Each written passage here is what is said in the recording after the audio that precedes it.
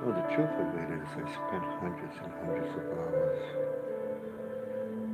chasing it, chasing it, chasing,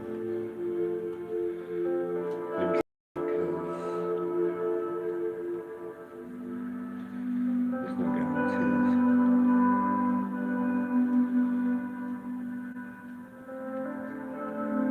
No guarantees.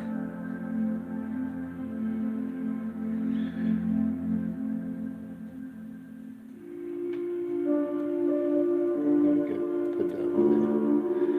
That other one, I'm gonna get rid of it.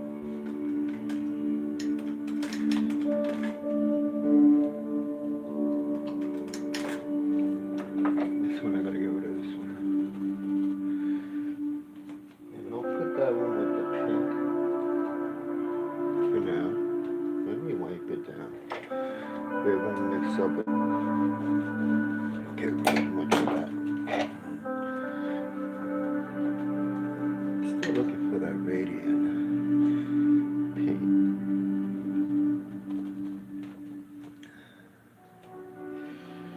I do it because I know it's gonna mix up with that green. That's there for now.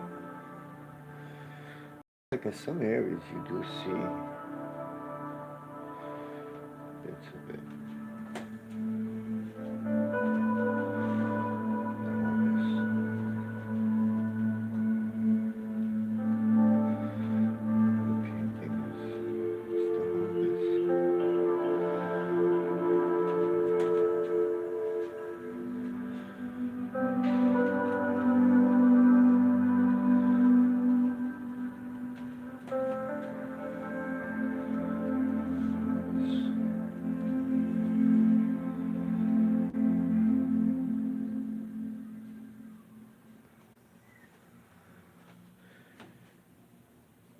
Add more white to that pink. Oops, oops, here it goes.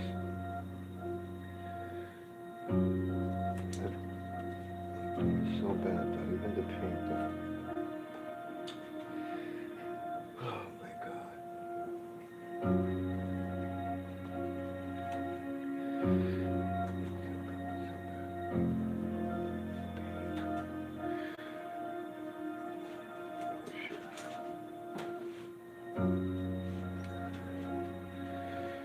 Oh well, what are you gonna do, right?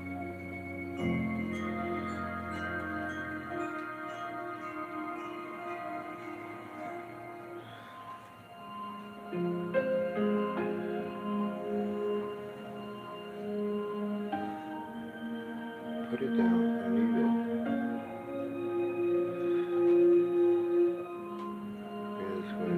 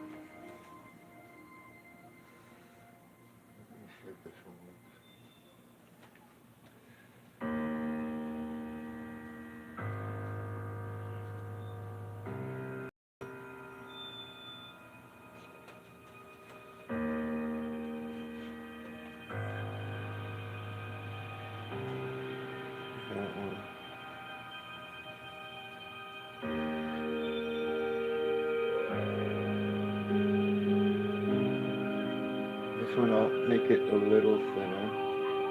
I'll apply more pressure to get a darker valley. Then over here, I'll pull it out a little bit. And then, there's an edge right here that I could.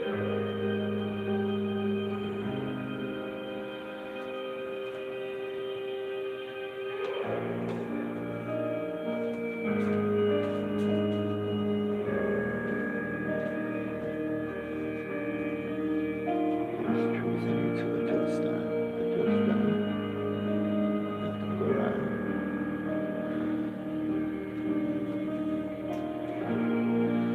I think I'll get that with a bit of blue.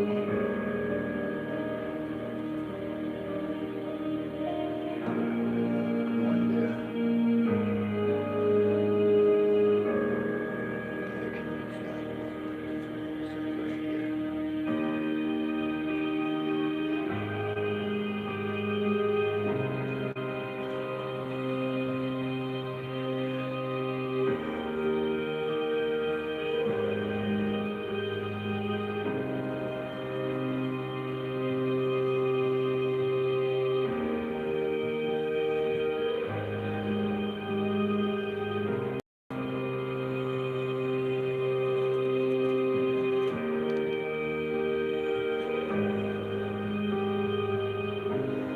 Then if I can get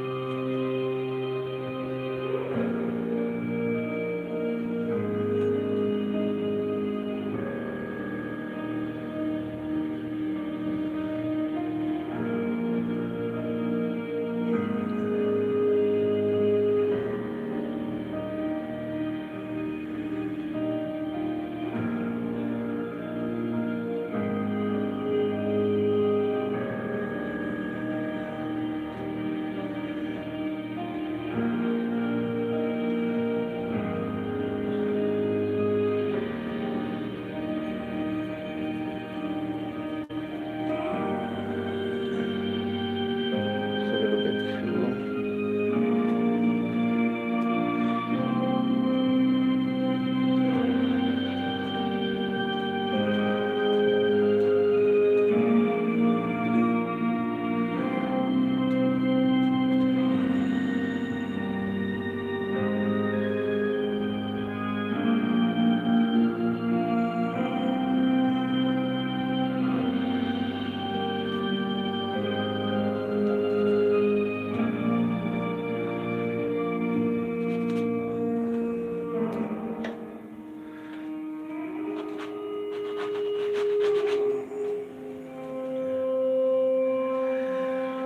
Oh, where is it?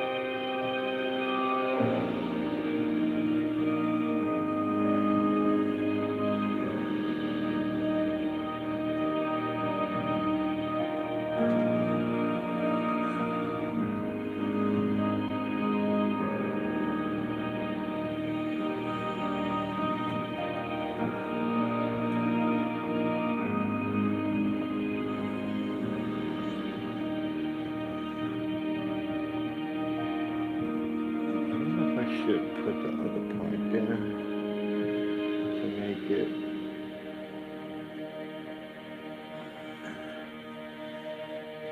Okay, we'll try. Let me see. Because this one goes does go that way. And then if I was to do, that's gonna be gray. Let me see.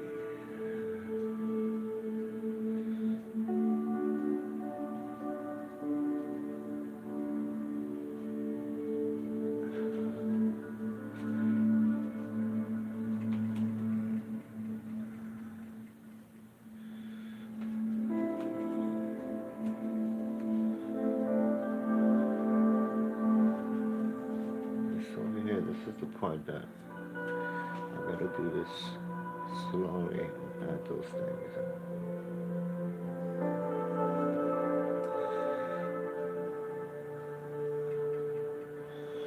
Let me see, those are gonna, some areas are gonna be darker.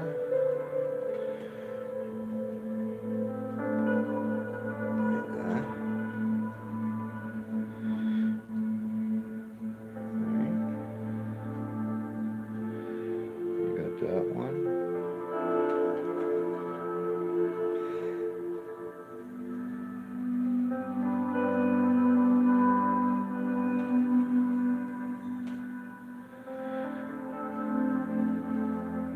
Now come in, just hold on.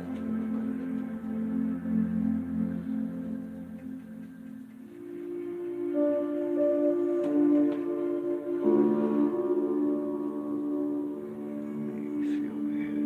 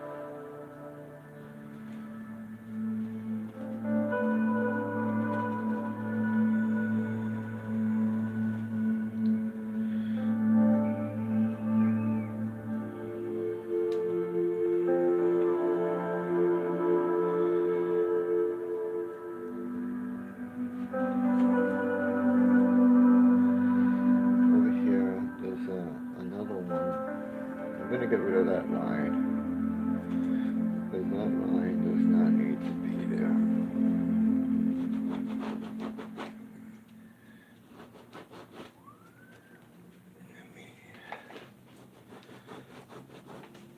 There you go. Get rid of that. Come back.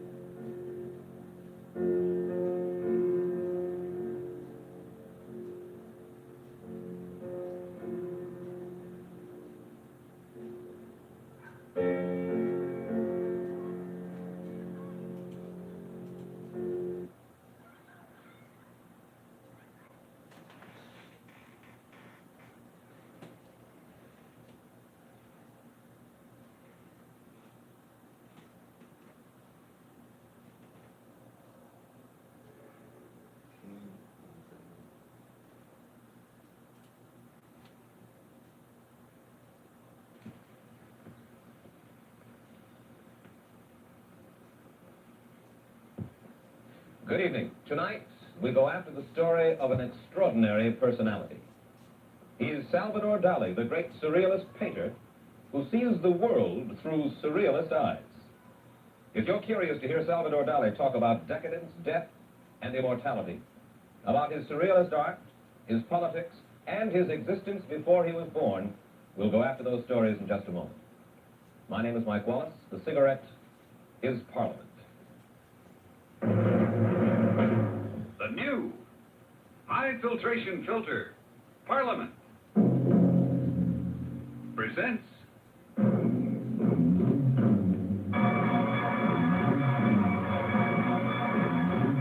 the Mike Wallace Interview. We'll talk with Salvador Dali in just a moment. I think you'll welcome the change to recessed smoking because now Parliament with the recessed filter is best. The new Hi-Fi Parliament.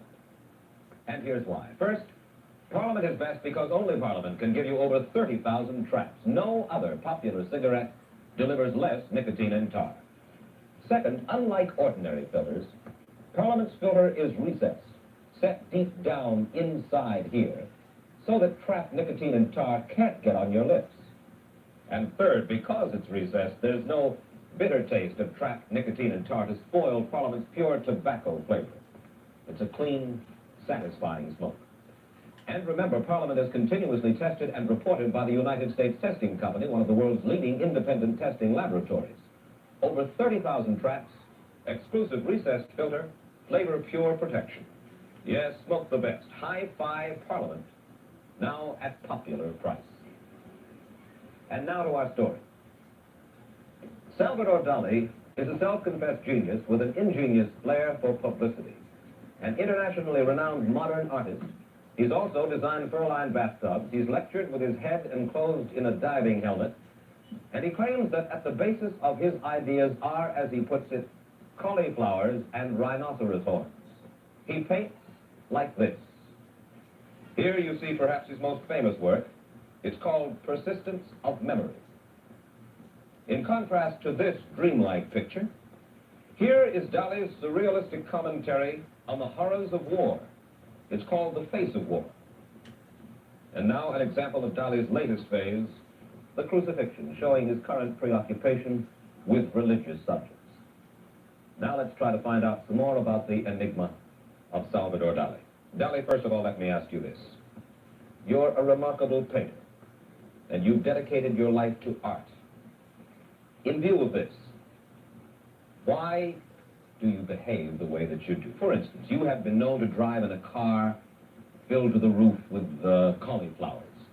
You lectured, as I mentioned, once with your head enclosed in a diving helmet and you almost suffocated. You issue bizarre statements about your love for rhinoceros horns and so on. You're a dedicated artist. Why do you, or why must you, do these things?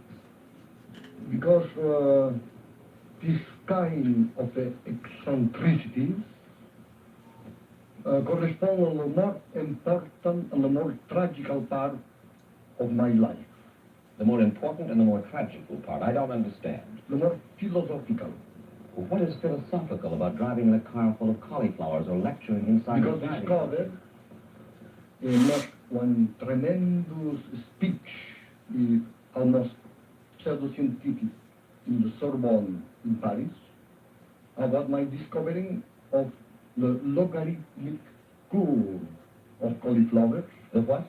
Logarithmic spiral of Yes. cauliflowers. The logarithmic curve, yes. And in the same time, the logarithmic spiral in the horn of rhinoceros.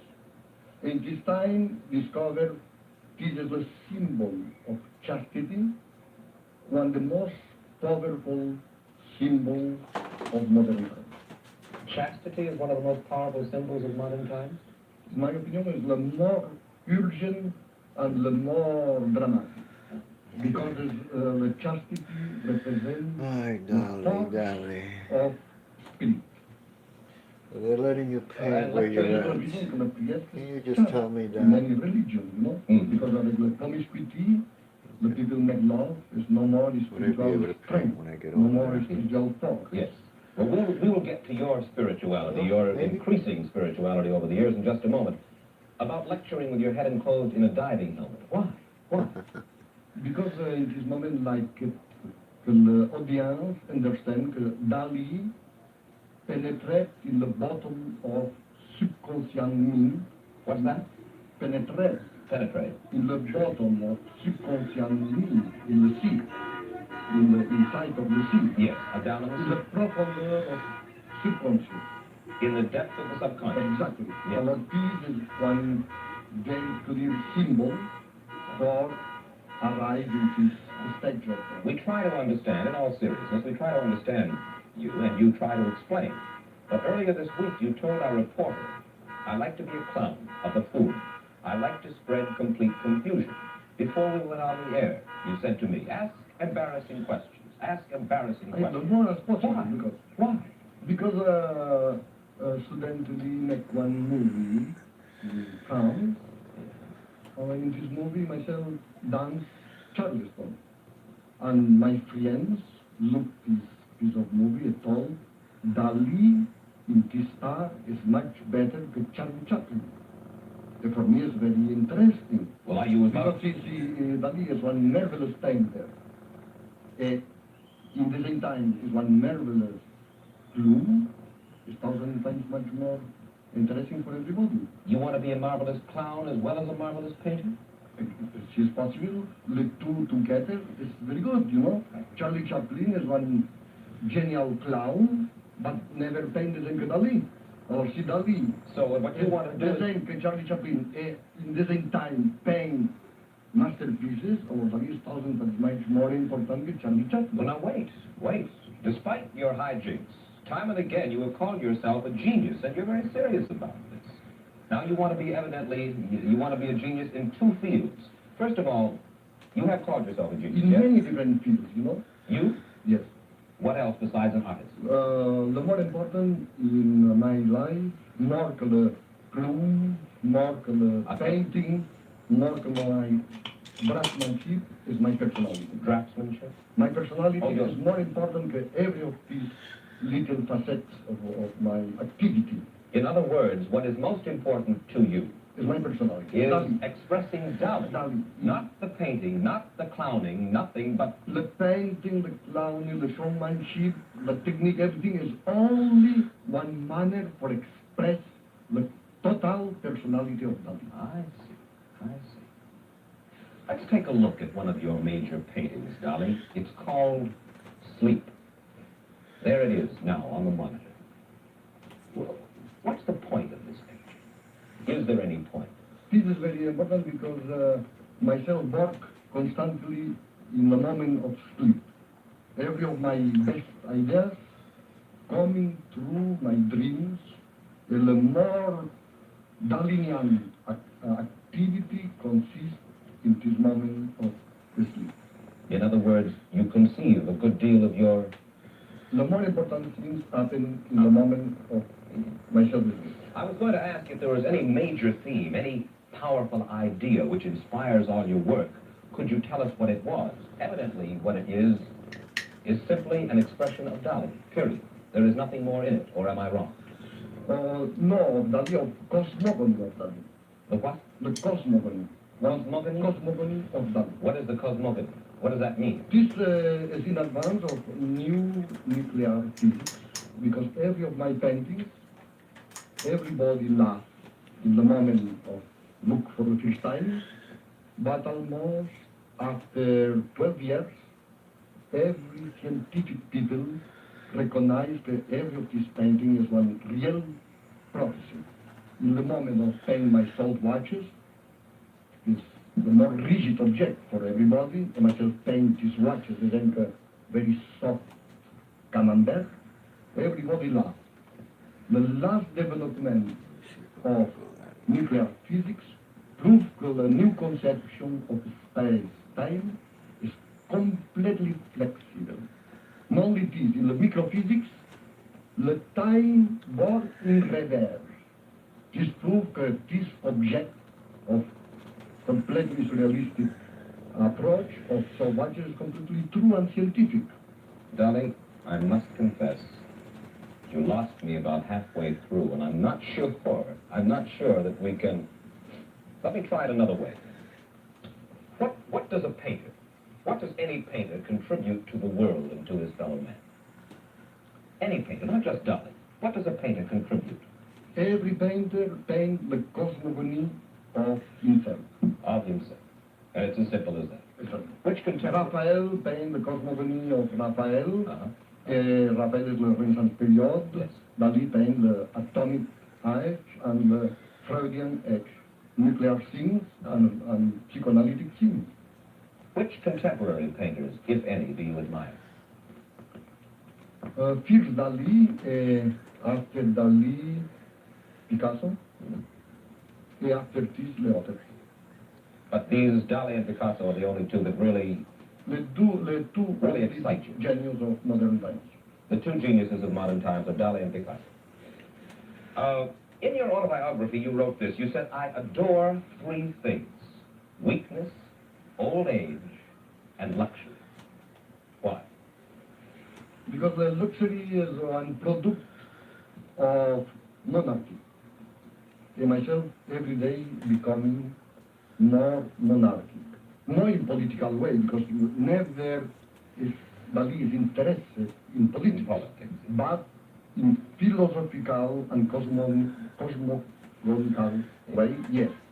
Because in the modern science, the new discoveries of chromosomes and physics and biology, everything proves that the monarchy is the most luxurious things in life. The most luxurious. All right. Now, old age. And the most perfect. And the most perfect.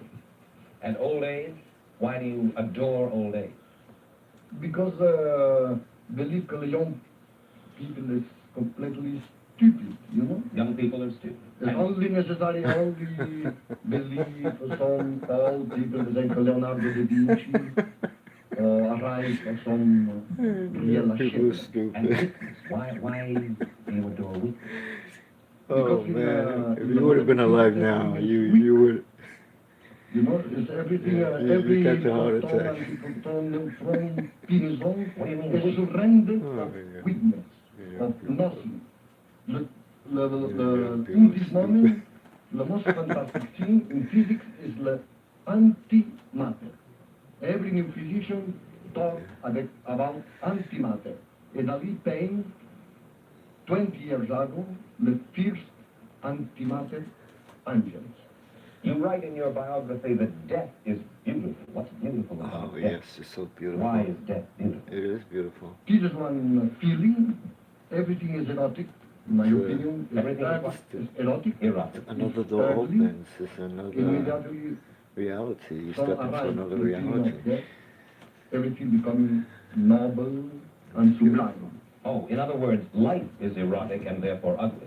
Death is not erotic, but sublime, therefore beautiful. And beautiful. Ah, yes. You know, for instance, you, Mickey Bowers, now with you, I do a agree. little good face, a little handsome, but incidentally, you becoming dead, Yeah. everybody take out the You're so chapeau, scared you of death. becoming one fantastic man. The only thing I hear about Everybody death you is, 1,000 times much better, you know. Are you making... If you will Is make, this by way of a suggestion, sir? exactly. You stop If you, painting. if you make one striptease, you're becoming ugly in 1 second. Oh, I agree. Tell me this, what do you think will happen to you when you die?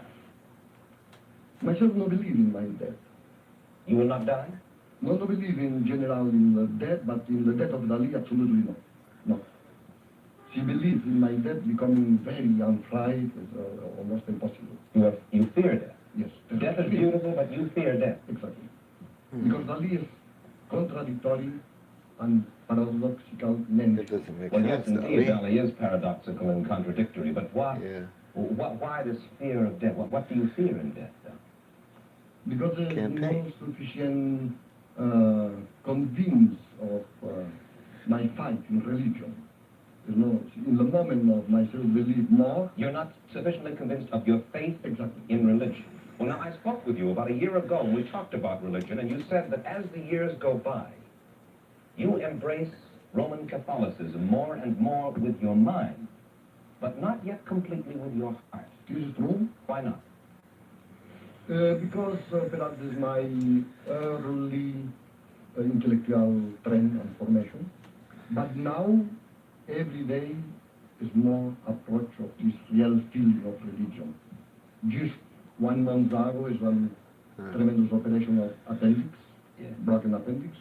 After this operation, becoming 3 times more religious than before. How old are you now?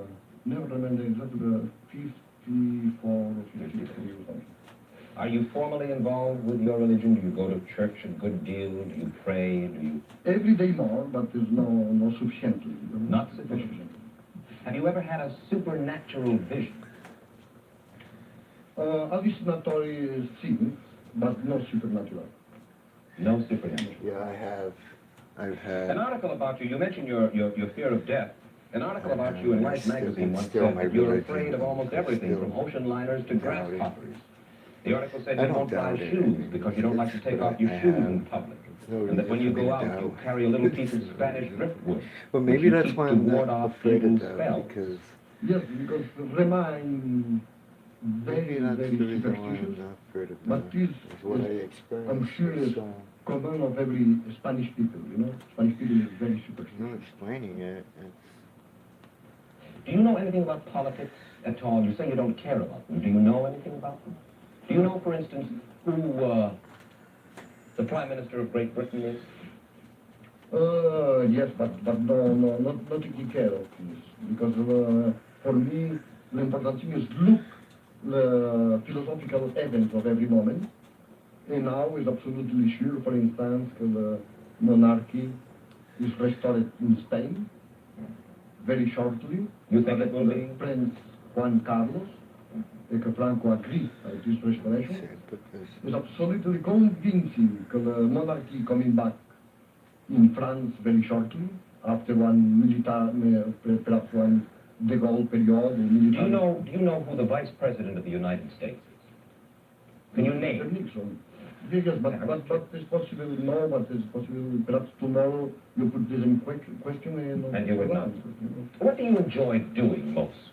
Do you like to talk, to paint, to eat, to think? What do you like to spend your time doing? Dan? My manner of spend my time avec le more joy, the more delectable is becoming every day a little more Dali.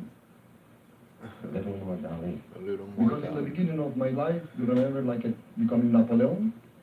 First you wanted to be First, a cook. cooking. First you wanted to be a cook, No, then you wanted to be one- Napoleon. Cooking woman. One woman cooking, you know? You wanted to be a woman cooking? Exactly. No one man, one woman cooking. Second, like it becoming Napoleon. Napoleon. Later one, like it becoming Dali. And now is every day more Dali. Yeah, he wanted to come.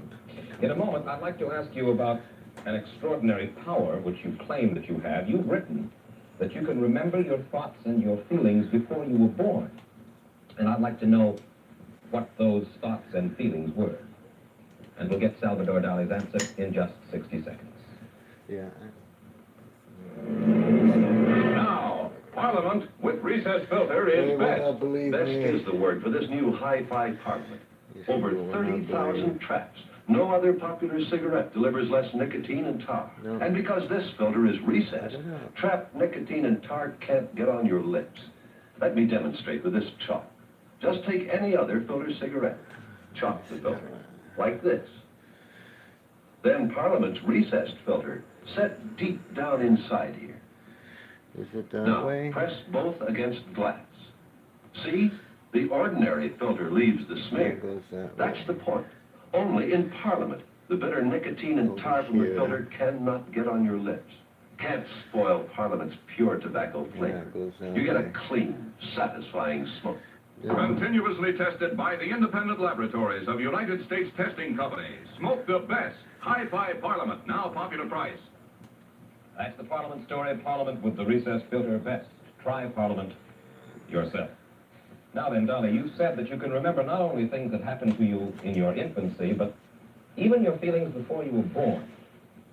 What Let me were they? try What did you think something. about? What did you feel? I remember very clearly many images, also not only in black and white, but in Let me try something glorious technicolor. technical. I see. And what specifically? What were Specifically some of the these X, things? some phosphorescent X, luminous X. Told about these visions of Dr. Freud in London. Freud tell me that it is absolutely true. I think It is this the origin needs of to come out further. intrauterine memories.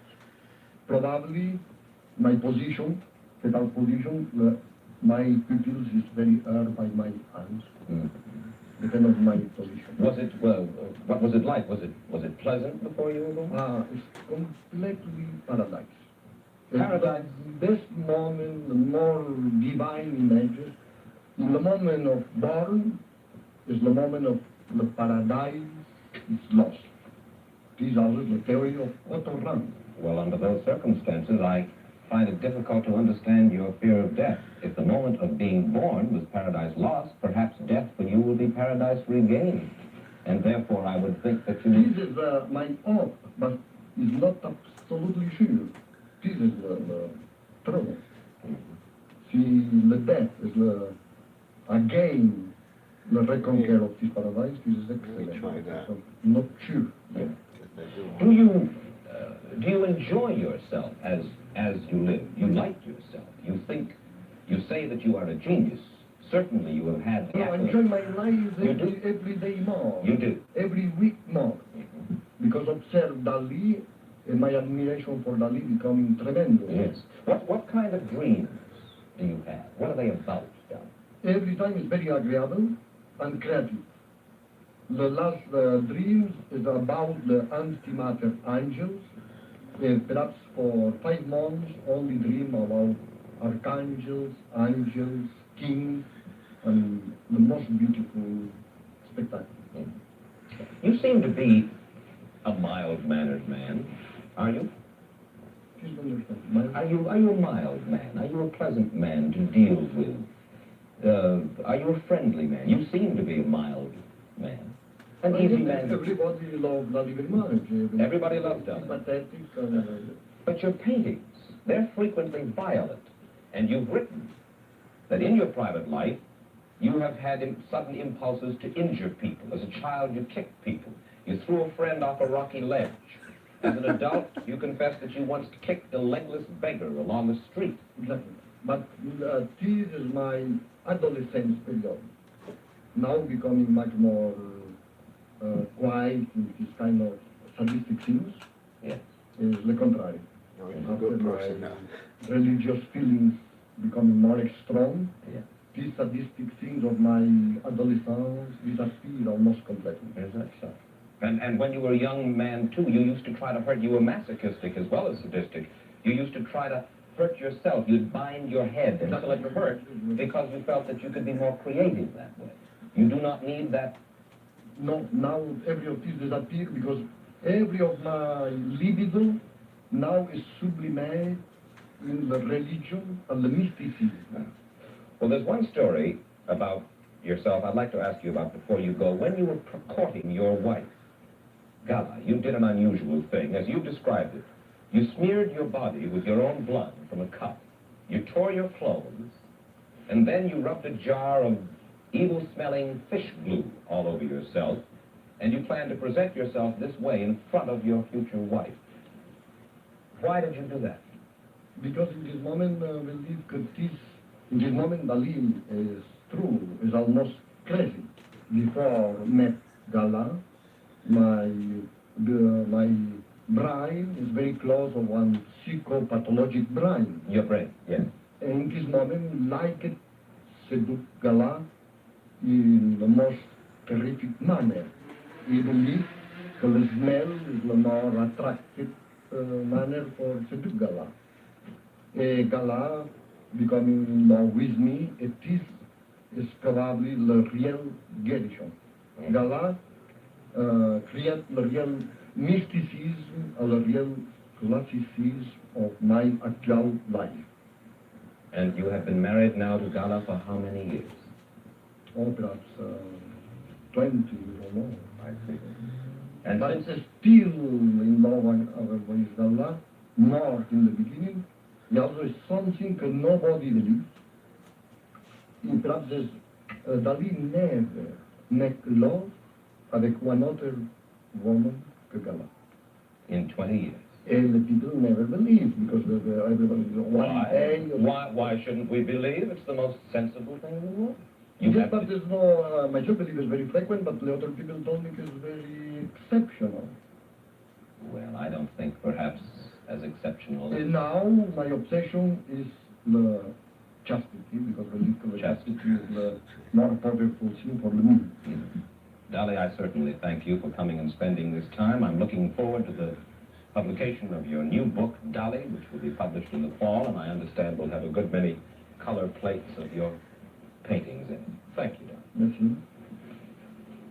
To those who raise eyebrows or look down their noses at him, Salvador Dali bristles his remarkable mustache with equal disdain. As he puts it, I cannot understand why human beings should be so little individualized, why they should behave with such great collective uniformity. He says, I do not understand why, when I ask for a grilled lobster in a restaurant, I'm never served a cooked telephone. I'll be back in a moment with a special announcement about future plans. One pack, I believe, is all it takes to discover that now Parliament with the recessed filter is best. The best filter-flavor combination ever. And here's why. First, over 30,000 traps in this filter. No other popular cigarette delivers less nicotine and tar. Second, unlike every other filter, Parliament's filter is recessed. It's set deep down inside here, so that trapped nicotine and tar can't get on your lips. And third, because it's recessed, there's no bitter taste of trapped nicotine and tar to spoil Parliament's pure tobacco flavor. It's a clean and satisfying smoke. And remember, Parliament is continuously tested and reported by the United States Testing Company, one of the world's leading independent testing laboratories. Smoke the best. Hi-Fi Parliament, now at popular price. Tonight's interview ends my series, which started a year ago for the Philip Morris Company, the makers of Philip Morris, Parliament, and Marlboro cigarettes. And I want to thank the Philip Morris Company sincerely for helping me to bring you these programs. Next Sunday evening at 10 o'clock Eastern Daylight Saving Time on many of these stations, I'll start a new interview series devoted to the theme of freedom and survival. The series will be produced in cooperation with the Fund for the Republic and will be designed to encourage public discussion of freedom and justice. We're going to talk about the problems of the individual in his relationship to big government, big business, and big labor. We're going to examine the growing power of political parties and pressure groups. We'll talk about the responsibility of our mass media, newspapers, magazines, motion pictures, and television. We'll discuss these issues with such men as Supreme Court Justice William Douglas, Aldous Huxley, author of Brave New World, industrialist Cyrus Eaton. Next Sunday night, on the first program, we'll open the series with an examination of religious skepticism, of the conflict between church and state, of religion and morality in American life. Our guest, you see him behind me, will be one of the world's leading religious thinkers, the Protestant theologian, Dr. Reinhold Niebuhr. We'll ask Dr. Niebuhr why he charges that our current religious revival is essentially meaningless. We'll find out why Dr. Niebuhr says that religion can never abolish injustice and evil in society. That's next Sunday at 10 on many of these stations. Till then, Mike Wallace, good night. The Mike Wallace interview has been brought to you by the new High Filtration Parliament. Parliament, now for the first time at popular price.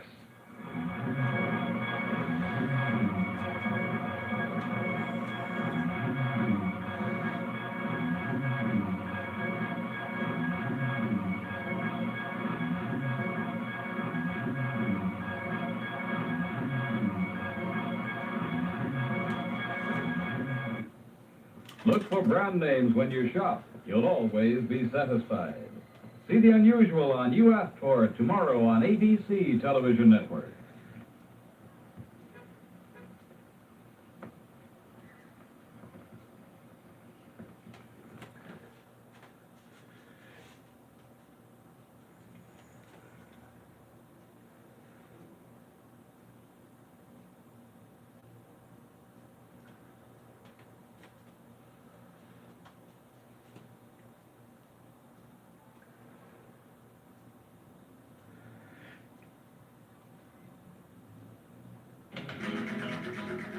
Dali was addicted to controversy. If life got too quiet, he'd invent something.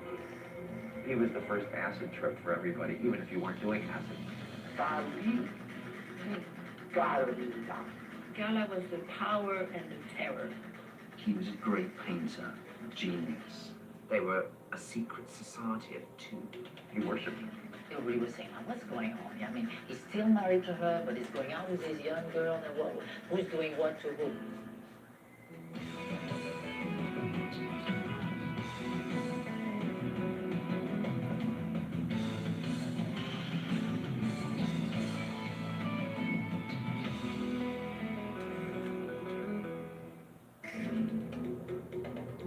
Spanish painter Salvador Dali was the richest and most famous artist of the 20th century, and the most outrageous.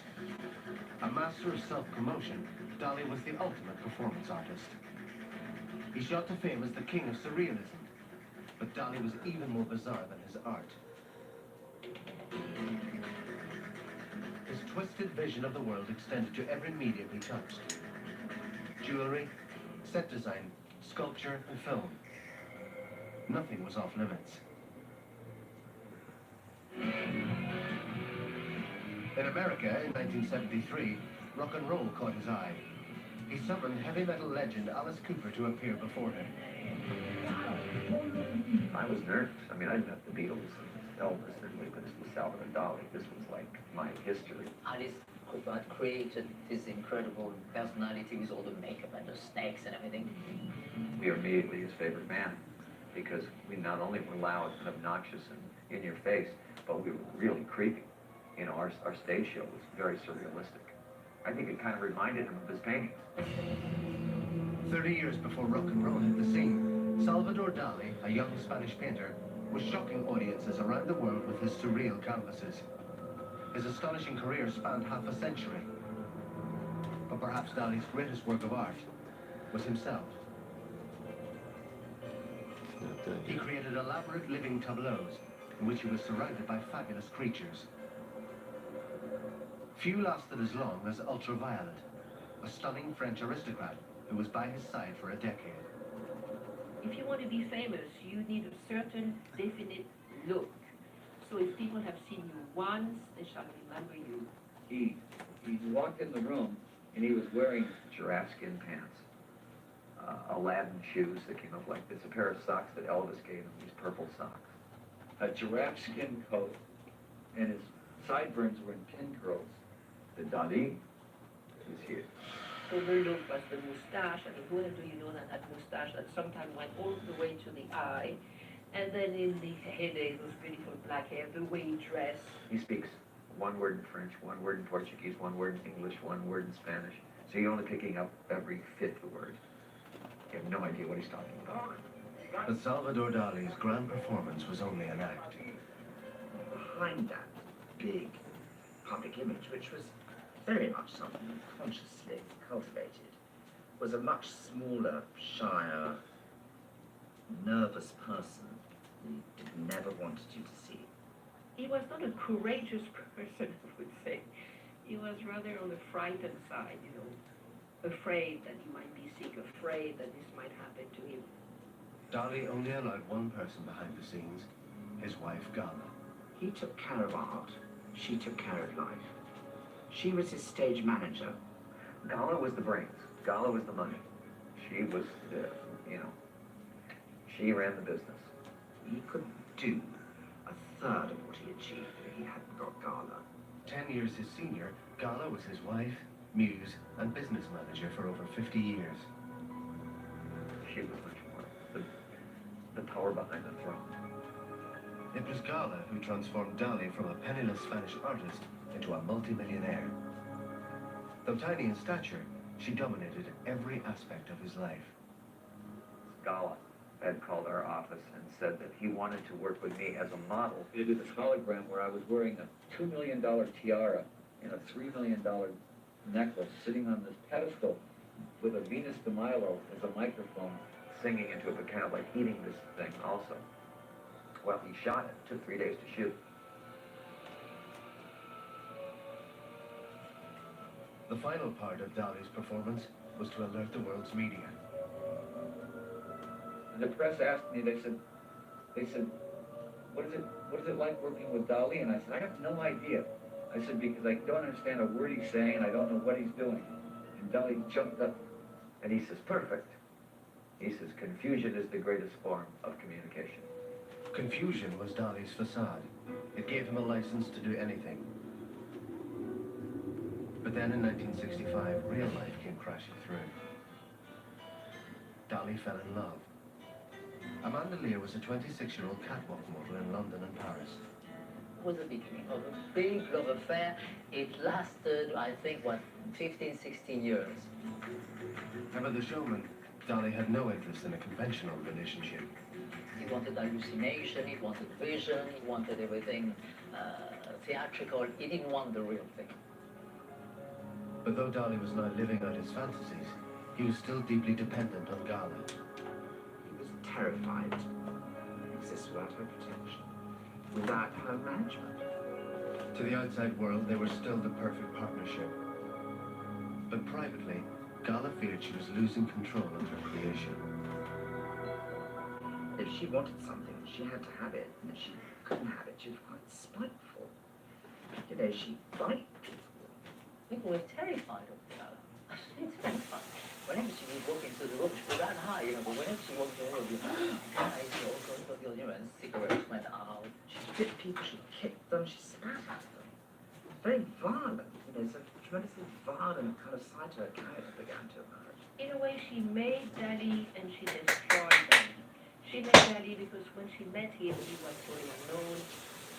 As a genius, and he was oftentimes they cannot function. You know, they don't know how to make a phone call. They don't know if a dollar bill is higher or lower than $10. I've seen Dali in a taxi giving $100, not knowing what it was. This astonishing double act enchanted critics and audiences alike. But when it turned bad, Dali's life would become as dark and haunted as his art. I think I'm gonna come back to this.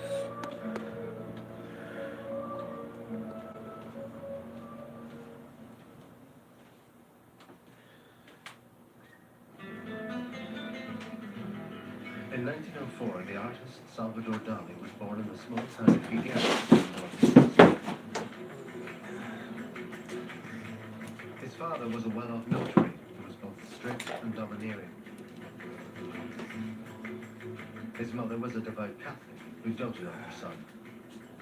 But Salvador Dali was born twice. The first Salvador Dali died at the age of 22 months. 9 months later, Salvador the artist was born. His mother dressed and treated him like a replacement son, and gave Dali an identity crisis that would mark him for life.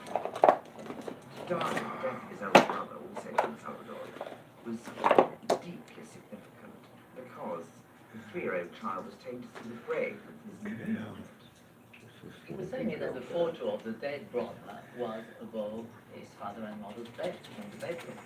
And Dali was terrified by this photograph, because every time they were referring to Salvador, he wasn't sure if they were talking about the dead Salvador or the Salvador, the one alive. Dali was a very shy, rather sickly child who rapidly developed a persona, rather like a kind of hermit crab. He had this shell, but concealed kind of timorous little person beneath.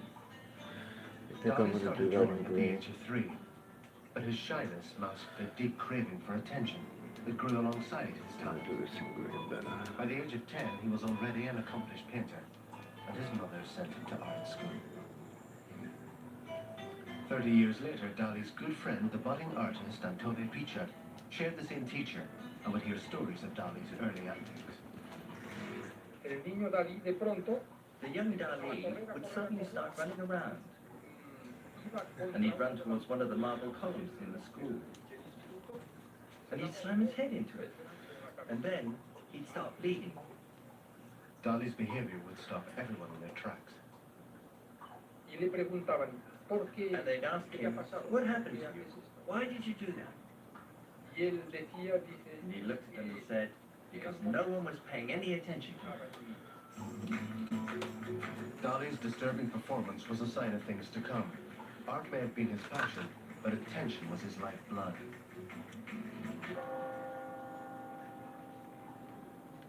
And then, when he was 16, Dali's beloved mother died of cancer.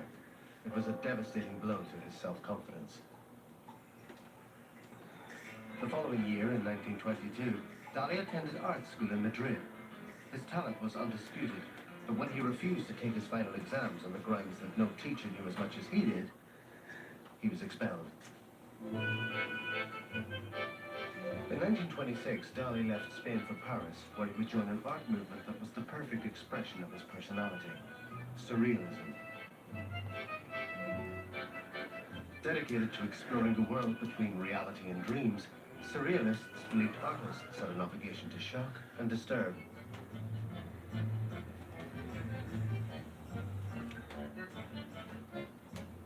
And then in 1929, Salvador Dali met the woman who was to change his life forever, Gala. When they met, Gala was 36 and Dali was 25. She was already a well-known figure on the surrealist scene. To him, Gala was more than just a beautiful, sexy girl. It was the Madonna. I mean, the vision of what he's been waiting all his life, a mother, everything. Gala arrived in Paris in 1916 after fleeing the Russian Revolution. She married the surrealist poet Paul Eluard and had a young daughter. But Gala was always on the lookout for new artistic genius. She had some special quality that inspired artists to do great work. She liked to be the muse of artists. She wasn't artistic herself, and she ran through the surrealists in Paris like a fox through a hen run. When one of them did a particularly good piece of work, they'd say, ah, yes, but he was having an affair with Gala at the time. I think she thought that an artist was a better bet than a poet, long term. And of course, he was tremendously romantic looking and wild and exotic. What she recognized in Dali, I think, was that he was a genius, that he was the most brilliant, and that he would do the most brilliant things. Gala abandoned her husband and young daughter to be with Dali, and she set to work honing his skills. Dali then was painting on whatever, on the sand or paper, on cardboard. I mean, he was not disciplined. So she said, you have to go back to painting like the old masters, on a canvas with proper oil, like in the old days, you know, do it properly. And she succeeded. Dali developed a unique style that showed dark images from his subconscious, painted in perfect detail. The critics loved it, but no one was buying. And then began a period of really appalling poverty. And yet at the same time, he was becoming very, very well known. She was going around Paris with Dali's watercolors and drawings and painting on her arm, taking the underground and going from one gallery to the other. Would you like to buy my husband's painting? So she really made Dali completely. Dali and Gala, I think, didn't make any difference between fame and money. One went exactly with the other. If you were famous, you were rich. If you were rich, you were famous. They were married in 1934. The artist and his muse had become one. Dali began signing his name, Gala Salvador Dali. Estoy pintando Gala Dali. Dali y Gala. But Paris was no place for a penniless artist and his ambitious wife. The United States appealed to Dali and Gala for one spectacular reason: money. Under Gala's careful management, Dali would achieve fame and fortune beyond his wildest dreams. But having made Dali, could Gala keep him?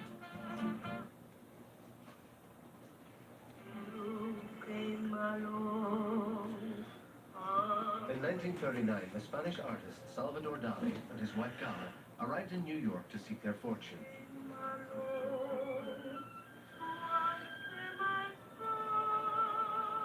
America loved Dali because he was fun.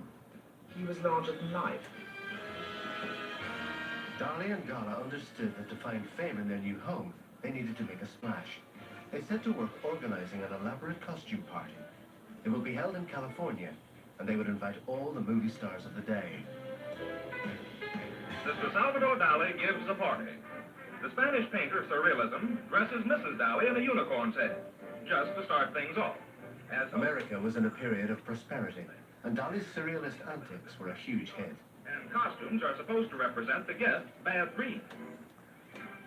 And while Hollywood fell at his feet, Dolly's first exhibition of paintings in New York was a critical success.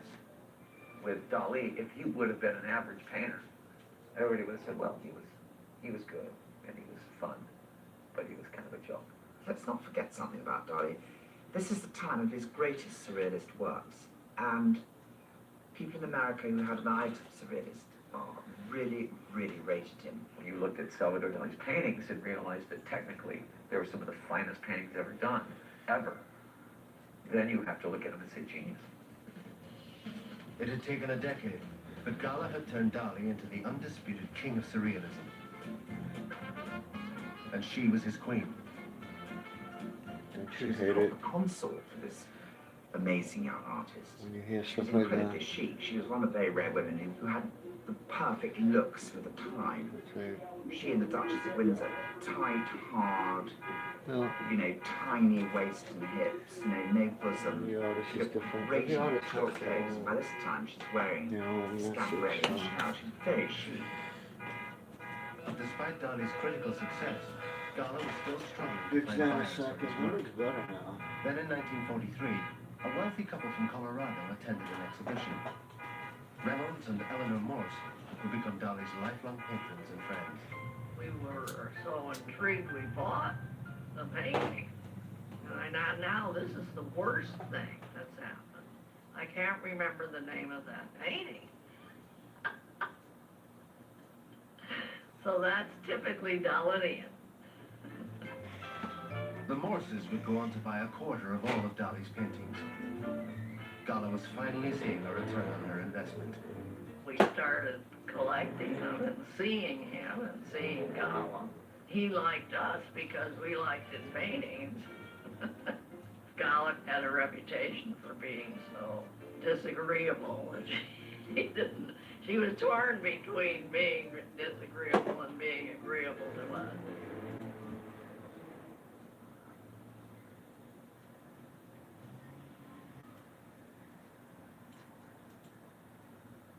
I'll look for her.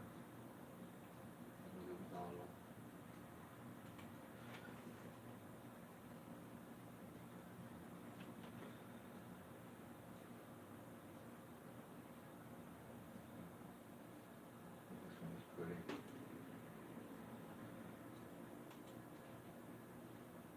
Look at this one.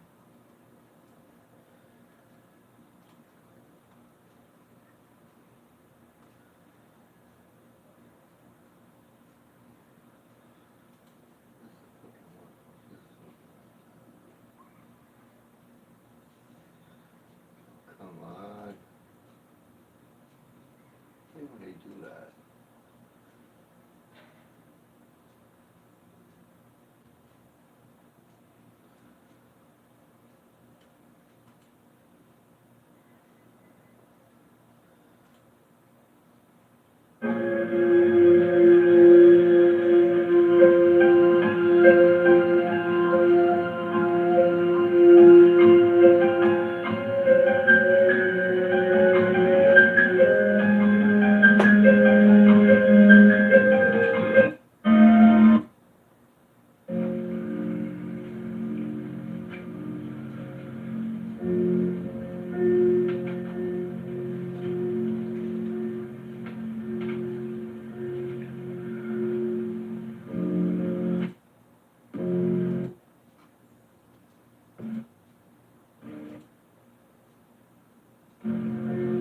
Think a little.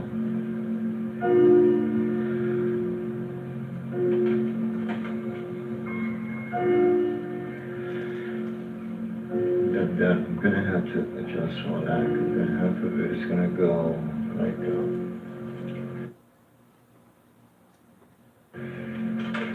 a gray, yellow, gray.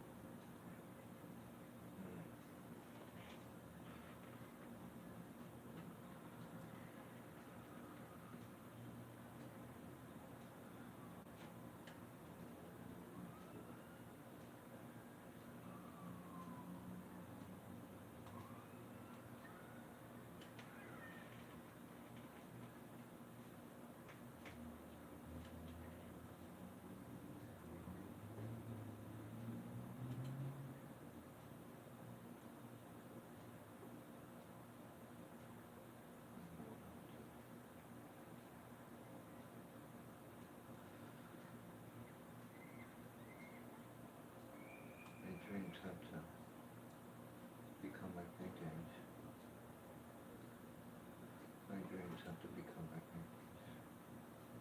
And I think we have to become my dreams. Now, what are we gonna do?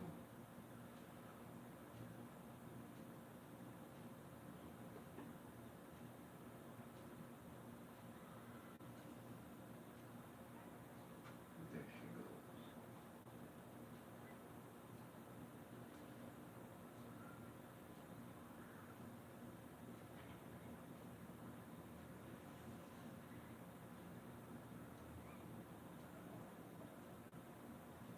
What do we have here? Okay. Thinking town. Okay.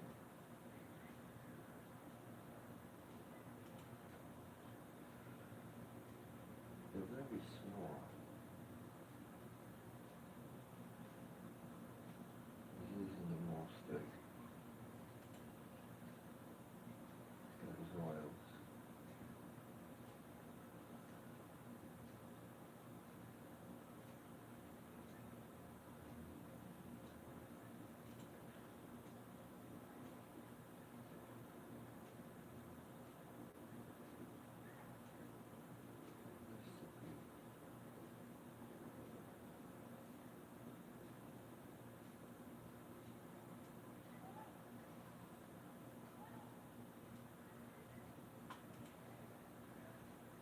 Where are...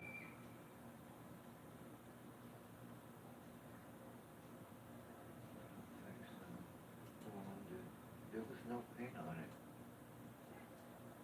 It was even barely used.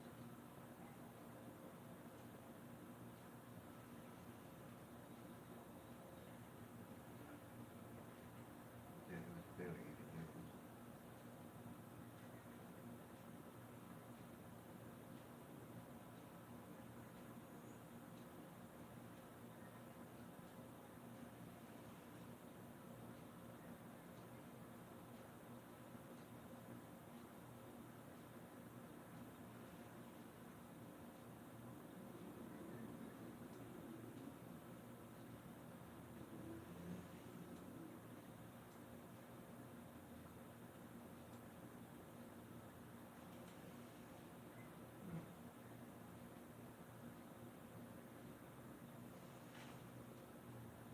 That's the one that she showed.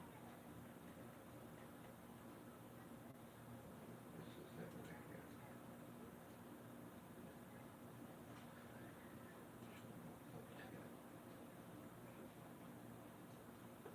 It's not there. It's the remote. Very easy. It's the fucking photograph.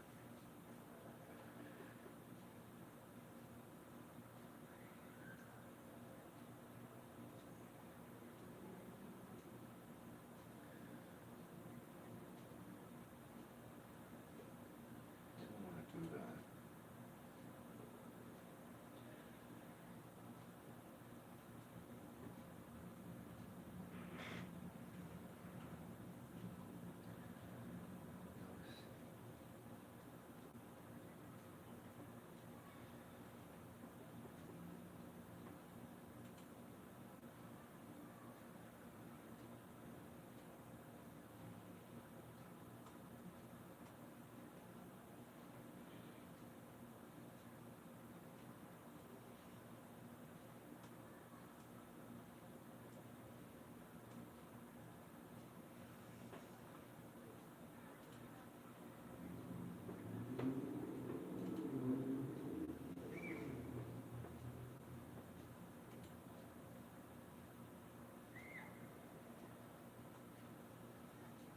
What is this? Texas National Guard soldier, drones, saving, drug trafficking.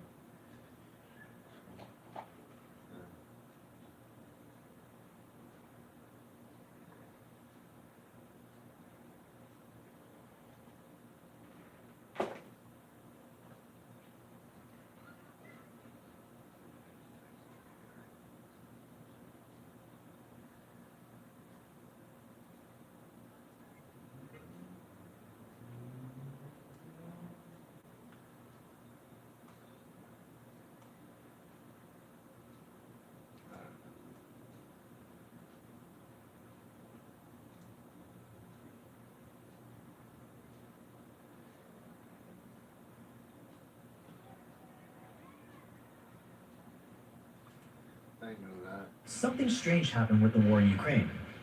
On the turn of a dime, the entire narrative from every Western government, mainstream media, and corporations went from COVID fear-mongering to Putin fear-mongering, all within the span of pretty much a day. All for a country called Ukraine. A country that before the invasion, the majority of the US population has never even heard of, much or less be able to point it out on a map. And let's be real, 9/11 type events happen pretty much every day in the Middle East, Africa, and in poor Asian nations. Every day, and no one cares. There's something deeper going on here. Yes, the war in Ukraine is rough, but what's the incentive for all these powerful people to care all of a sudden? What is the incentive for this hashtag Stand With Ukraine narrative, which we should be doing, by the way? I've actually been to Ukraine before, I care about the place. But you have to ask yourself, who stands to profit from helping Ukraine? And why is anyone who doesn't toe the party line under threat of getting cancelled? Well, as always, it turns out that if you follow the money, you'll find the answer. There are many profiteers when it comes to Ukraine, from weapons manufacturers to construction companies who have to rebuild the country once it's over. But the one group that it comes down to, the wolf in sheep's clothing who pretends to care but really stands to make the most profits, are the bankers. This is how you profit off of the war in Ukraine, while looking like a saint.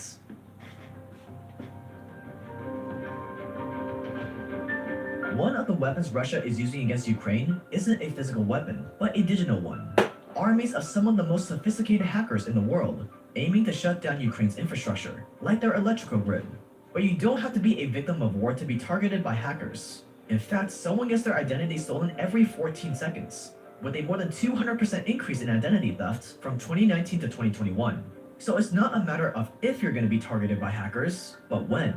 And that's where Aura comes in, today's video sponsor. Aura basically looked at all the essential online security tools that you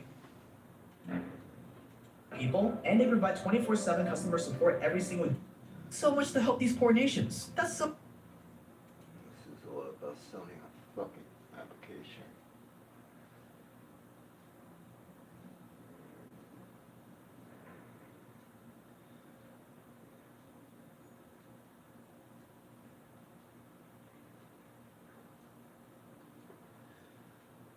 What is this?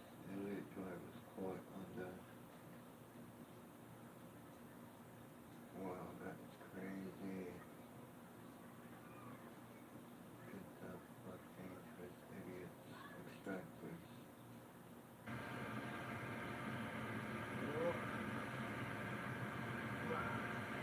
これ YouTube 流したらいい。これ、アフリカの。こうやってくれ。こうやってくんだ。あ、こうやってくんだ。それって。すごいすごい。で、これ書くからこれで。はい、これ CD やね。ああ、ですね。でも見てこれ。でもやるの。これ違うわね。これ俺も初めて見た。こういう感じの。すごい。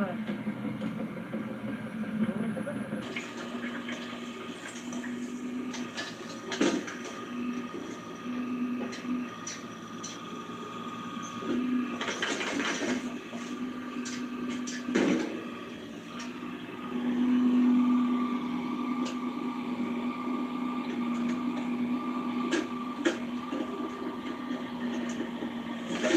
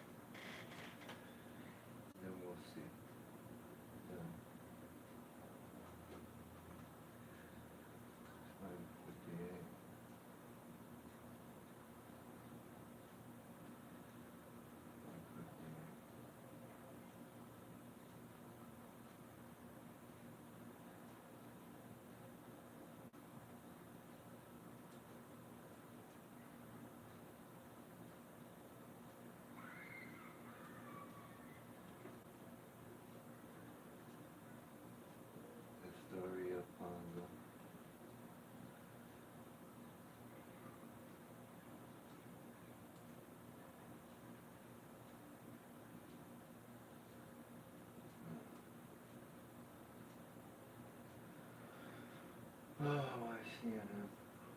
Plus, mail.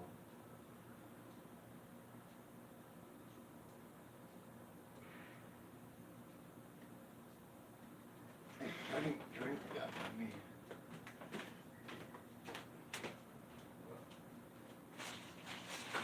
What was yesterday?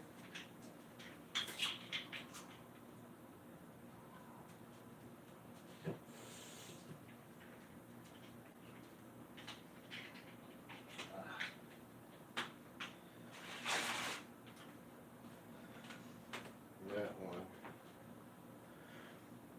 I'll finish that and see how I can make something out of this.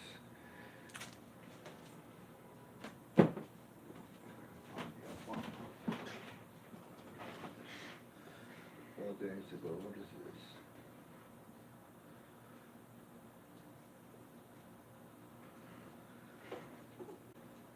Oh, get the fuck out of here.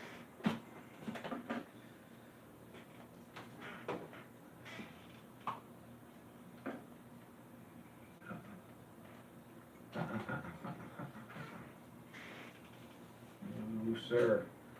No, sir. No, sir. When you find a story like that on the internet, is you start picking apart names in there and finding out who's who. And when you find out one of them is a sergeant major, retired with the 10th Special Forces Group, that you're attaching yourself to like a leech and trying to build up your fucking bullshit resume, you contact that sergeant major, and guess what? He knows who I am. So you start pissing off SEAL senior chiefs, and you start pissing off sergeant majors in the 10th Special Forces Group. You got your hands full. None of us like this stuff. We're all aggressive type A personalities, and we'll just go for you. Hey, how you doing, man? Hey, good. Just driving right now, but fine. I got hands free. Okay, so you got a couple of minutes. Hey, I just have a friend of mine that's on the call with us also. He's thinking about coming out and hiking with us. So just figure we talk real quick and have a general conversation. Sure. Hey, William, it's Don. How you doing? Good. How are you, sir? Oh, I'm fine. I think I might be up for a long hike. Saw what you guys were doing, read some newspapers articles. I think it's a great cause. Also saw your GoFundMe page. Are you doing something a little bit different with the charity than the Appalachian Trail? What I was to begin with, I need to change that around. I don't think I've had a single donation yet. I've been through a lot of, PTSD residential treatment programs and whatnot. And I've been on a lot of camping trips and things like that with guys, other vets. And other vets that have been contacted, and they seem to open up more when they're in a peaceful environment outdoors with other vets than they do sitting in a classroom somewhere with, being judged by a psychiatrist. And that was my goal for that. Wow. I saw a picture of a beautiful service dog up there. Can I ask what happened to you? I don't want to get too personal, but what happened to you? Yes, sir. I don't mind whatsoever. 2005. Well, see, I originally started off as a Navy Seabee, and then I got into demolitions with DOD, and so basically my second tour I ran in 2005. What had happened was we were on patrol looking for IED, and we were kind of like escorting a fuel tanker from LSA Anaconda, which is in the lodge, to sail through Tigrit, and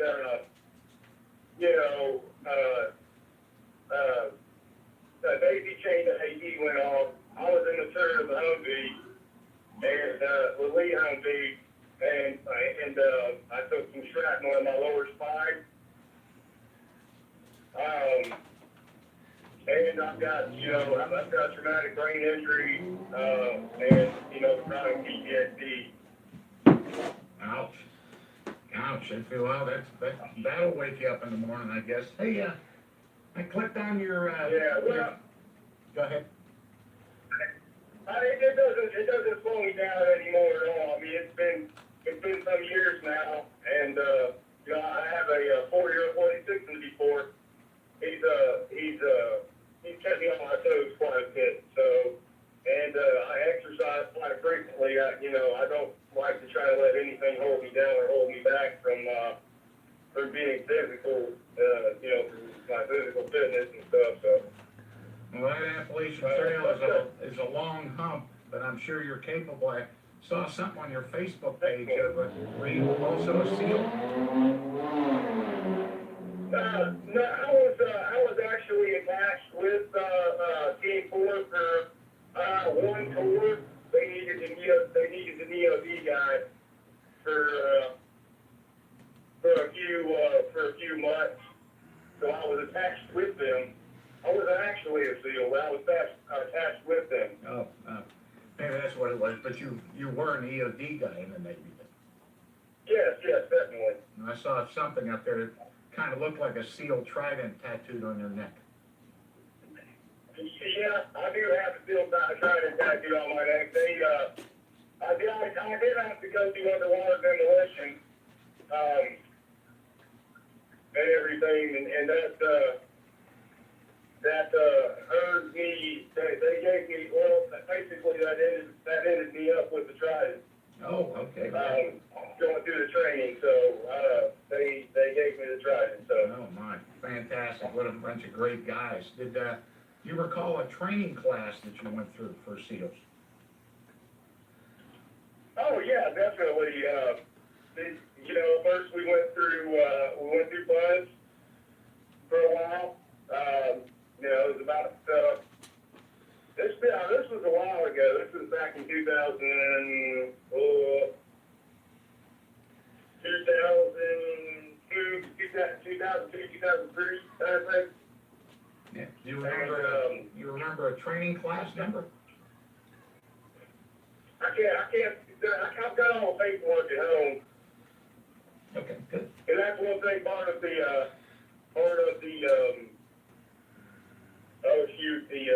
traumatic brain injuries, memory loss. Oh, yeah. I had some memory loss too, but I've got the paperwork at home. Does the dog help you with any of that? Does he alert to your disabilities? Oh yeah. Yes, she does. Yes, she does. Definitely. She knows if I forget something. She knows like my regular routine, and she definitely helps with a lot of stuff. She wakes me up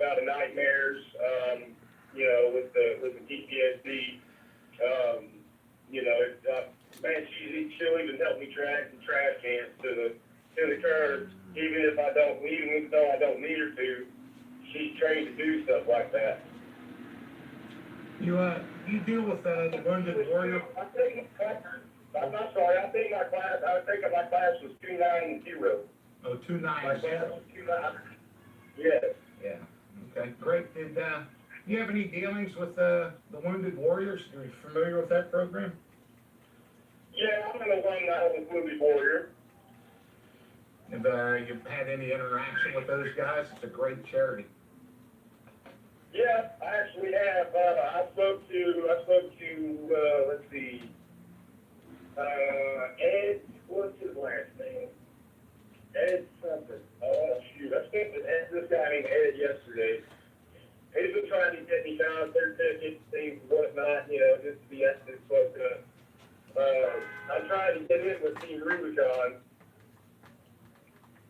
to do stuff for, communities that, been in disasters, natural disasters, stuff like that, disaster relief recovery. Yeah, I'm familiar with Rubicon as well. They're just, they're great things, so, that's great. You sure about that 290? I believe it was 290. Yeah. I believe it was. I was just having a look at your service record here. It doesn't say anything about BUDS. It doesn't say anything about EOD. William says you were a UT, discharged as an E3. Highest award was a Navy Achievement Medal, which was a nice award. I see you did do a tour over there, but it looked like most of your time was spent in Gulfport.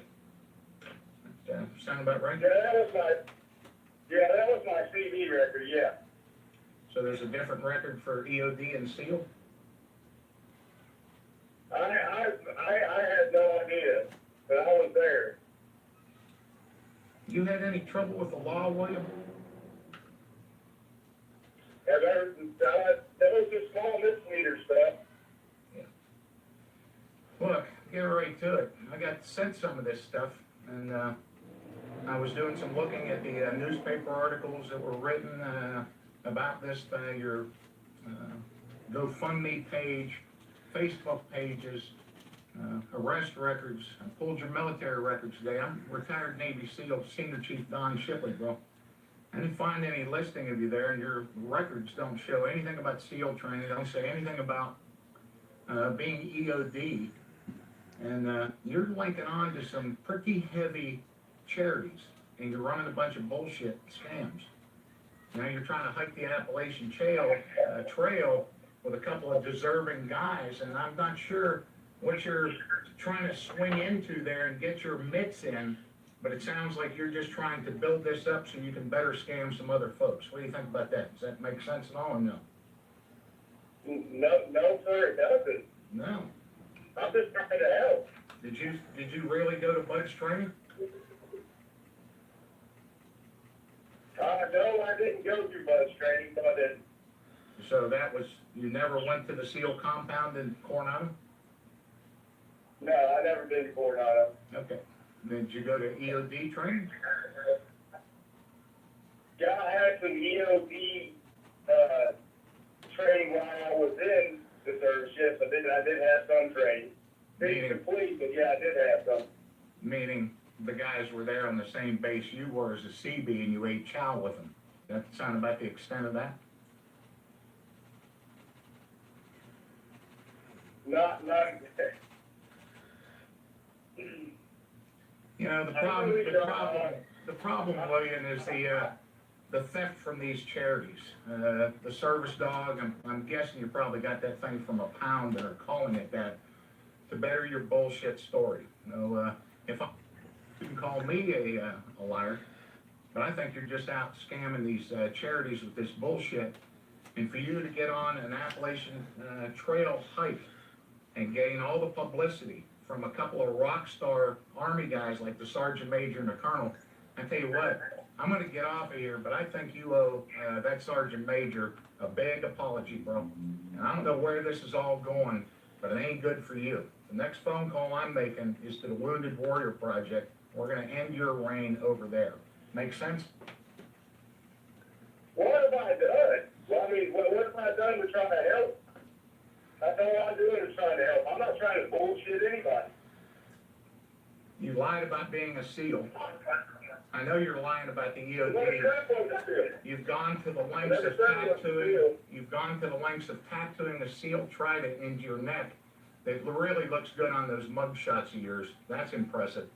And nobody does that, with the exception of they're trying to scam people with these SEAL tattoos. Who would go to the lengths of tattooing a SEAL trident on their neck if they weren't a SEAL? You're validating it. Now you got a service dog for shit that never happened. There's no combat action ribbon. There's no Purple Hearts. There's no record of any of that. You got a Navy Achievement Medal. But now you got a service dog for your PTSDs and nightmares that helps you find a trash can. So, pretty clear to me, man. You are out there scamming dudes. And it sucks. I'm not scamming anybody, man. You've never taken anything from the Wounded Warrior program? Did they send you concert tickets? Are you trying to get your rent paid, your bills paid through those guys? No, I've never scammed anybody in my life. Have you been asking the Wounded Warriors for rent payments, bills, concert tickets, all that stuff? No, they offer this stuff to me. They've offered me the concert tickets. They've got my award letters and everything from the VA. So they just happened to stumble across you and just showered you with these gifts. You never contacted them? But I never contacted the Wounded Warrior Project. They contacted me through a program at the VA whenever I was in the VA. And what kind of program And all would the I VA was be trying to do hosting? was help raise money for this foundation. And what would the VA be concerned with an E3C with no decorations for valor, combat injuries, combat action? What are you over at the VA for? Because it certainly wasn't from a Humvee explosion, William.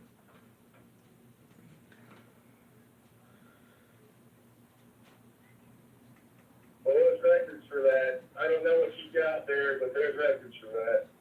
You got your Navy records. And I know that you're Don. I know that you're Don. I know that you made it your life's mission to, go out there and say to these, people that claim that they're this, all right, everything. I'm not trying to defraud anybody. All I was trying to do was help and do this and help raise money for this foundation.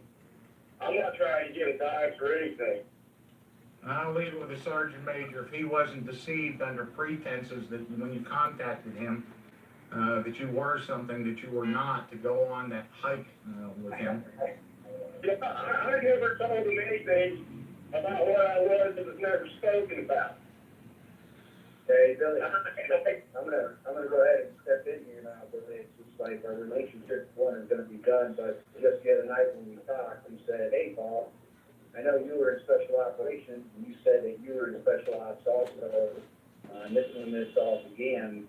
So defrauding, and just telling people something that you're not. There's a lot of good people that haven't come home that actually earned all these awards, let's say, and you haven't. So as far as you and I are concerned, our relationship is done. I'll tell you that, it's right up front. The other thing is that if this continues on, if there's going to be action taken either way, because people are going to need to know about it. You understand? Yep. So you just got to be aware of our situation, kind of lying and falsifying documentation and all that. We're not getting anywhere.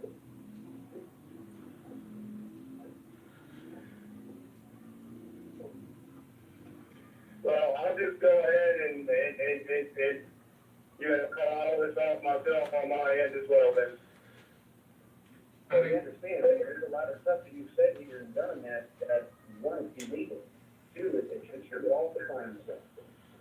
You understand, you're taking away from what people have really done. That's a lot of bullshit there. You know what I'm saying? And I don't know if you understand the gravity of that. Yes, I do, but see, there's nothing that I was stationed with Special Operations Unit. That's the thing, I was there. But You were on the base eating at the same chow hall with those guys, William. When you talk about being assigned with them, going out on missions with them, being trained in EOD and underwater demolitions, you're misleading people. You're lying. And that SEAL Trident, dude, that ain't any good. Now, I'm going to have to go and call that reporter down there and talk to him about redoing that bullshit story. Contact the Wounded Warriors and undo this. I tell you to get that Facebook page down and try to stay out of trouble. You're not doing yourself any good. You're tarnishing the reputation of the Navy and everything else mentioning that. You served your country for 3 years and a whole 4 months. And that should have been good enough for you. But no, you've gone another route. Go get a job and quit claiming to be a SEAL and tagging onto these Wounded Warrior programs. You want none of that. Okay? That's all I got. So you understand where we're at with this? There's more respect than that. Yeah, I do understand where you guys are at with that. I'm with the Wounded Warrior through PTSD, by the way. Yeah, I'm just telling you, I don't want you to be affiliated with my name any longer out here at all. Okay. I better not. That won't, In any way. no, you won't see it. You won't see it anymore. I just want to. All right, I'm out of here. I'm just telling you, Billy, don't fuck with us on this because people need to make a visit and you're gonna get visited. You understand where I'm coming from here? Yeah. All right. All right, Don, thanks. Give me a call if you need me. Okay, guys. See ya. Why is this fucking guy Oh, yeah. treating people? Are you gonna get a visit? Go fuck yourself, man. Go fuck yourself, man. I thought I'd let the Sergeant Major close that one out, but I did want to jump in there What the fuck is this about the guy doing? PTSD thing. He just Guy mentioned still it, tail served end of fucking that. 3 fucking years, man. I mean, The only way you could have PTSD from what he did is the chow being so bad over there in Iraq that it just fucking gave him fucking nightmares. But I love it when the services come together. So, Army Special Forces, Navy SEAL, get a phony and save some money for the taxpayers and get it to well-deserving guys and gals. And you fucking phonies, stop climbing on our backs, man. Not good. I don't know what he had in store for that, but I know he had something big in mind. He was going to keep building this story up, just tagging along. There was no way he was going on the Appalachian Trail to just merely donate money, raise money for special operations children. man, the guy sounds like a... He didn't sound like a, you know... And sometimes those records, not everybody's doing their job. Especially in Afghanistan.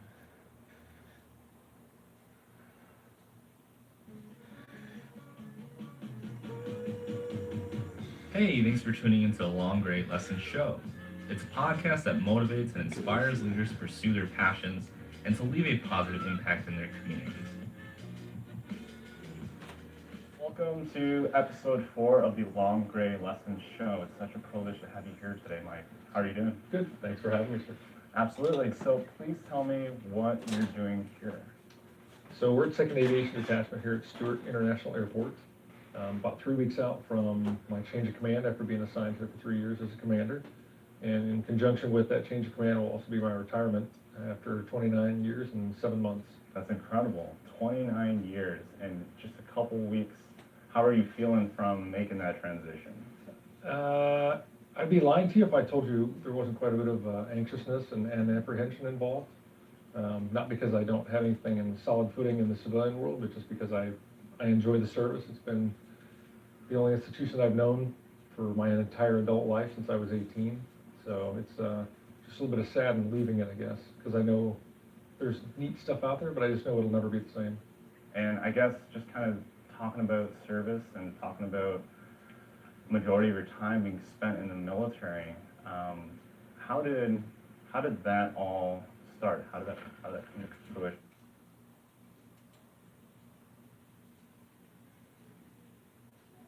No, I did notice the Trump's lawsuit. You got served.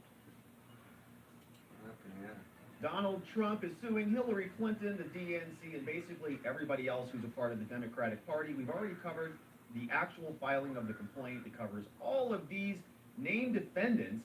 This was filed back in late March, March 24th, 2022. And of course, if you're going to be a defendant in a lawsuit, you got to know that you're being sued. One of the things that the plaintiff here, Donald Trump, had to do was go out and serve all of these people with a document saying, hey, there's a lawsuit filed against you, just so you know. Is there anything you want to do about this? Well, what's so fun about this, though, some of these people kind of curious how the service of process proceeding went. Yeah, how these people got served? 'Cause they're hard Did somebody to go get to their near. house and say, hey, Mark Elias, you're a Yeah, lawyer. it's you're hard being to serve sued. these people. Here you are. You've been served. Did that happen?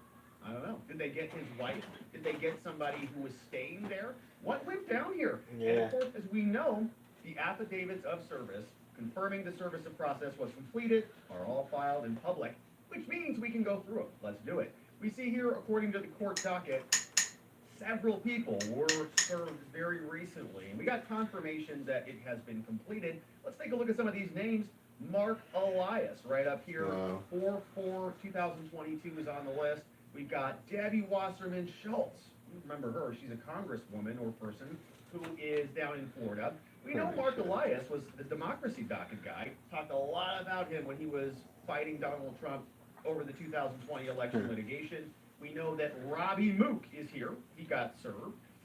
We'll look at that one. We've got Igor Danchenko got served. This is a civil lawsuit. He's also being prosecuted for lying to the FBI Wow. in collusion with Steele dossier and How about the everybody FBI else in who that? was responsible for concocting this scheme. We also see the DNC. This is not a person, but the entire Democratic National Committee, of course, being named here as a defendant being sued. We've got Charles Halliday Dolan Jr., who was the former, I think former or maybe current campaign advisor, somebody sort of in the senior level, upper echelon of the shit. Clinton team. And then Andrew McCabe over at the FBI got served at his residence. And we're going to take a look at all of these people. But a quick reminder, who are they? Mark Elias, we know, he was part of Perkins Coie. Oh, Perkins Coie. Campaign lawyer number one. We've read a lot about this fella. In the Durham investigation, prosecuting Michael Sussman for lying to the FBI, Perkins Coie was the same law firm that Sussman and Elias were working at. They were contracting with the Hillary Clinton campaign, who contracted back out with Fusion GPS, who went and concocted the fake Steele dossier. Here, he served as general counsel for Hillary Clinton in 2016 before he got involved in 2020, and he was a part of all this scheming back then. You see here, he was in 2020 and 2021, now working on behalf of Biden, the DNC. He was very instrumental in changing some of, in my opinion, some of the pre-election laws that were sort of changing the dates and changing the collection methodologies for how you can, gather ballots and things like that. We covered that at length on YouTube. Of the 64 cases, he won all but one, which was later overturned in his favor. So very successful. He sort of reminded me of the Karl Rove architect, they called it back during the Bush years. Kind of that guy, and the Republicans didn't have anything to match him with at the time. He founded Democracy Docket, a website focused on voting rights. He is a named defendant in the lawsuit, and he's sort of a big name. Did he get served? They come to his house and say, hey, Mark, boom, you've been served. Well, not really. You can see the affidavit filed here by this guy. Now, we're going to pay a lot of attention to this guy. It says here, FYI, Donald Trump versus Hillary Clinton, you're a named defendant in this. You are being served here by Peter Tickton of the Tickton Law Firm. They say back in You can March, serve them by March 28th, Twitter. I mean, you can they're send gonna them go a. serve Mark Elias. They put his address here over in Virginia, but of course I've linked that out. The person, the process server who is actually delivering this is a guy by the name of Sean Gordon. And we're going to be spending a lot of time with Sean Gordon today because he was sort of on a service of process feeding frenzy. Don't know what his political affiliation is, if he was a Republican or if he was having any fun with this. But he served a bunch of these Democrats just one after the other, going to their homes. Boom, you've been served. Boom, you've been served. Here you can see, 4th day of April is when this happened. He says, I do hereby affirm that on the 4th day of April, 2022 at 10:46 a.m., I executed service by delivering a true copy of the summons, which is the order, you gotta come here, and the complaint for damages and demand for jury trial along with the civil cover sheet in accordance with the following terms. Oh, shit. They went to his residence, and they were not able to get Mark. Dang it, they got his wife, you see here, by serving Brenly Elias as wife of Mark Elias. And sometimes that happens. You know, that might make for a little bit of a frustrated spouse if that happens. They think they're going to the front door to get their Amazon package. Oh, yeah, he's here. He got here early. I love when that happens. And they go out, boom. You're not Mark Elias. Who are you? Well, his wife. Perfect. You live here? You reside here? Perfect. You've been served. Please make sure Mark is aware of this. Complies with all of the requirements to effectuate service of process. Process server comes through. Says, yeah, about 50 to 55 years old, female, Caucasian, 5'9", about 170 to 200 pounds, blonde with glasses. No glasses. But then we can see it is now all going to be delivered. Speaking of an Amazon package, did you hear my doorbell ring? Hold on one second. I'll be back after this. And we're back. And it turns out an Amazon package did come early. I was not expecting that. And I do love when it happens. Isn't that great? Here it is.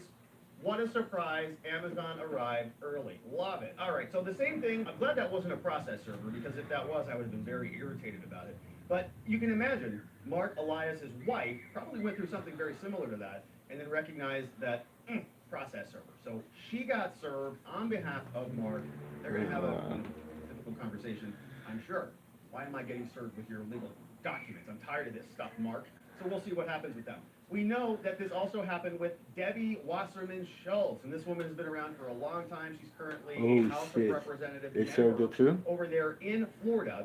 She was a chairperson of the DNC, the Democratic National Committee, worked on Hillary's 2008 campaign, and has basically been sort of a bag carrier for Hillary Clinton for a long time. Yes, She yes. favored Hillary over Bernie back in 2016 and was intimately involved in sort of the WikiLeaks stolen emails saga.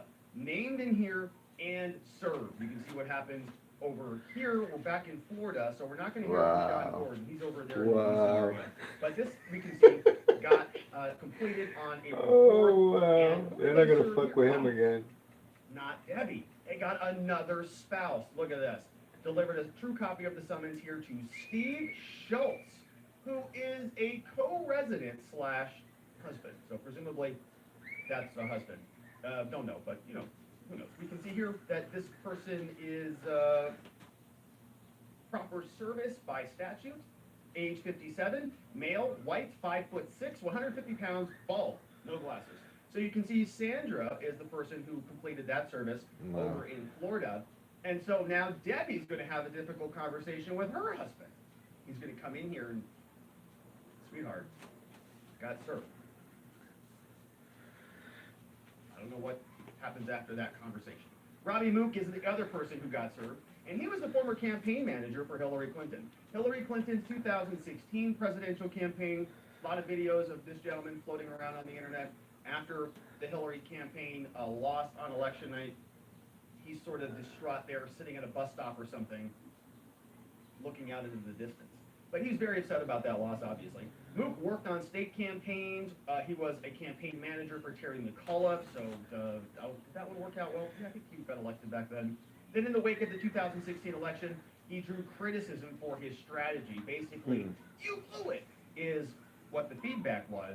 But fortunately for him, he did go to Columbia. So you can see he got served, and they got him specifically. This was also taking place back in Virginia. And the person, I told you, Sean Gordon's on a roll here. Sean Gordon got this one done the 5th day of April, 3:20 p.m. So I think he got Elias the day before that. Got Sean Gordon a completed service, and he got him exactly. Says individual service served within the named person. So they walked right up. You're Robbie Mook, aren't you? Yeah, perfect. You've been served. Confirmed it's him, age 40 to 50, male, Caucasian, 5'9", 170 to 200 pounds. Hair black, glasses, no. Served him directly. Next, we have Igor Danchenko. Danchenko is the Russian who was involved in the Steele dossier, colluded. Let's see, in July, Danchenko was revealed to have worked with Christopher Steele's Orbis Business Intelligence. Yeah, they all been lying. The Steele They all dossier. gonna... In November 2021, He was arrested and indicted for lying to the FBI. Wow. So he's got multiple legal issues that he's dealing with. He's One, fucked. criminal prosecution.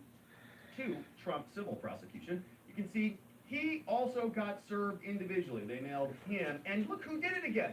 Sean Gordon. He's just going around to all of these different people involved in the Wow. Hillary scheme and just, boom, serve. That one was done a Wow. little bit earlier, back on March 30th. And so he's Great. like day after day just going through. Got him specifically 45 to 50, male 5'11", 180 to 200 pounds, Wow. black hair, no glasses. DNC also got served. We know this is not an individual.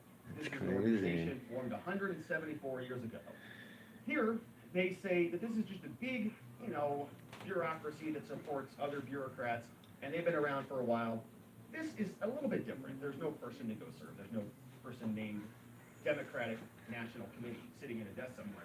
So they're going to serve their agent, who's going to receive service on behalf of the corporation. You see, Kimberly Duffy is the person who's over the director of operations there, and she's the registered designated agent. Person named Paul Koch over there went and delivered service. So that one's done. We move on. We've got Charles Halliday Dolan Jr., who was a senior advisor to the Hillary Clinton campaign. You can see a little bit about him. All right. He was Oh. appointed by Bill Clinton to be the vice chairman of the United States Commission of Public This one is better. Diplomacy. Very Much nice. better than Worked before. hard on the Hillary Clinton 2008 presidential campaign, worked on Clinton 4 campaigns, 92, 96. That's not bad. It's That's just not weird. bad. I'm happy with that. Their whole life working for a Let's bureaucrat. finish this one. All right. You can see this goes on, and he was served specifically. They got him directly. Charles Halliday Dolan Jr., Sean Gordon, got him too. Sean Gordon is just sort of, he might have got that one on the same day as somebody else, March 30th. Maybe Wow. the 31st was the other one. 2:44 p.m. Served him with the Trump lawsuit. Boom, Charles Halliday, in particular, specifically got him. Male, Caucasian, 5'11", 220 to 250, gray, no glasses. Sean Gordon's on a roll. And then lastly, No, I don't know if have I'm going to be able to FBI find liar. We've got Andrew McCabe. He's an American attorney, served as the deputy director. He was involved in all of this stuff. He was the acting director following James Comey's dismissal by President Trump. After leaving the Trump administration, where did he go? CNN. He's been a contributor at CNN ever since. So Oh, yeah, nice I on Brady. remember You can see him. that's a nice bet. Let's see what happened with Andrew McCabe. And they got his wife, Barbara McCabe. They went over there to Broadlands, Virginia. And who did it again? Sean Gordon, MVP process server of America, serving Wow. all the Democrats in the D.C. area. You can see he got another one. That happened on April 5th, 2022, 2:06 Holy p.m. Didn't get Andrew, got Barbara. Barbara happens to be about 130 to 170, kind of a broad range there. We got 40 to 50 years old, female, 5'9", black hair, no glasses.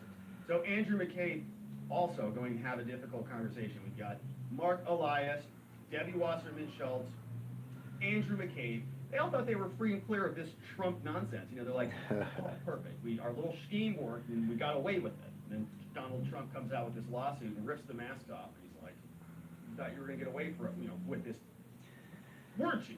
If it wasn't for these meddling Trump lawyers.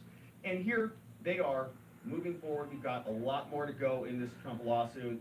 We'll see where it goes. It's an interesting one. We'll have some fun with it.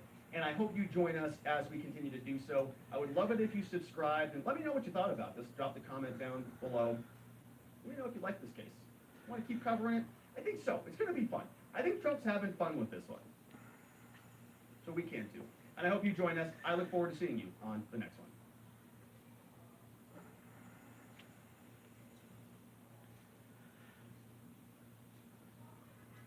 Now to some news. Yeah, and apparently it has happened. We know that a couple of weeks ago, Elon Musk put in an offer of almost $44 billion to buy Twitter, and apparently we're hearing it is now a done deal. Oh, shit. That Twitter's board, after much consideration, has decided that they're going to take his offer. The last we heard, it was around $54 a share, but because, as Sandra pointed out earlier, the share price was rising, Musk might have had to kick in another billion or so dollars, but it looks like Twitter is going to be transitioning from a public company to a privately held company now with Elon Musk at its head. And Sandra, everybody's wondering what this is going to mean. And apparently, a lot of liberals have been almost losing their minds over this idea. This is a done deal. The press Done release deal. is officially out. Bye-bye. Elon Musk to acquire Twitter. Very good. Deal $54.20 a share, $54.20 Touche. a share. The news we knew Fucking was love coming it. as of a few minutes ago, John, because Twitter shares, which have been spiking in anticipation of this Done deal. news, were halted a few minutes ago pending news. So the stock is still not reacting because it's been halted so that this press release could come out. But this deal is valued at approximately $44 billion. I mean, that is an unbelievable amount of money. It will become upon the completion of this transaction, Twitter will become a privately held company. And it goes back to that Wall Street Journal piece that Bill Hemmer and I were digging into last hour. What exactly does this mean, and what exactly will he do with this company? Many are wondering whether or not he'll expose the algorithms inside that company, shake up leadership within that company. Will He's not gonna do that. employees who have He threatened can't to do that. leave He'll if take he a buys chance this and company, bring the will they stock actually down. follow through on that? Mm. There's a whole He lot of won't. He questions would about never what do he's that. going to do with this company. He But still it is, has, as of a few he still moments ago, represents the board it's a members. done deal, and Musk has disclosed his approximately He's not going to be. 9% Why would stake you in even the say company. that? Yeah, but he said he wanted Okay, more things will transparency. change, but He he's wanted not gonna less censorship. reveal He anything. said that he hopes that his critics will continue, his own critics He's not going will to do that. continue What to are be you, active on stupid? Twitter because that's what free speech is all about. He's Tom fucking Shalhoub 50, is with us. close to We were going to $50 be billion talking about a different topic, Tom, about in the World Gone company. Wild. Yeah, But the this stock is going to some go up. breaking news That's here, going to happen. and, wondering But what your revealing thoughts are. anything, it's The over. fact that every Whatever time you happened, tweet, we don't. the man at the top is going to now be Elon Musk. It's over. I mean, Well, it'll obviously get better, this is a but victory for free revealing speech anything, because it's he for what? campaigned on free speech and he said, I'm buying the company to make it more free. And I think I noticed this morning a tweet from Elon Musk. He said, to those people who criticized me, instead of leaving Twitter, I want to welcome you to wow. continue working on the platform because I want to hear your voice as well. So he's That's telling right. his critics in a way that, you know what politicians do? Whenever they win an election, That's they say, hey, right. I want to reach out to the people who didn't vote for me. That's He's good. kind of saying Very that. He's saying good. everyone Very is welcome good. on Twitter. So I would hope that this is going to reverberate good. and maybe some of the other high-tech companies who've been engaging in censorship and shadow banning and other things are going to follow Looking suit for and say, the hey, maybe image. people are serious about this free speech This thing. image that I was working Just from. digging through it, there is Can't a find it. massive Where the amount fuck of is it? reaction Oh, to this that was news one painting I on did. Twitter. Is that my But I mean, painting? it is a monster of a deal. And he has left It wasn't everyone like wondering, that, as he always does. He's a very unpredictable business leader. And he's left everybody wondering what he is going to do now. That this is Where's a the done damn deal. thing I was And I working believe I'm gonna from? bring That's in what I Terry hate Willis. when Are you with us now, Terry? She's plugged in and ready, and she is reacting to this as well. I'm digging through the press where are release. The you? Twitter CEO says, quote, in that release, Twitter has a purpose and relevance that impacts the entire world. Deeply proud of our teams and inspired by the work that has never been more important. Talking about free speech, the bedrock of a functioning democracy.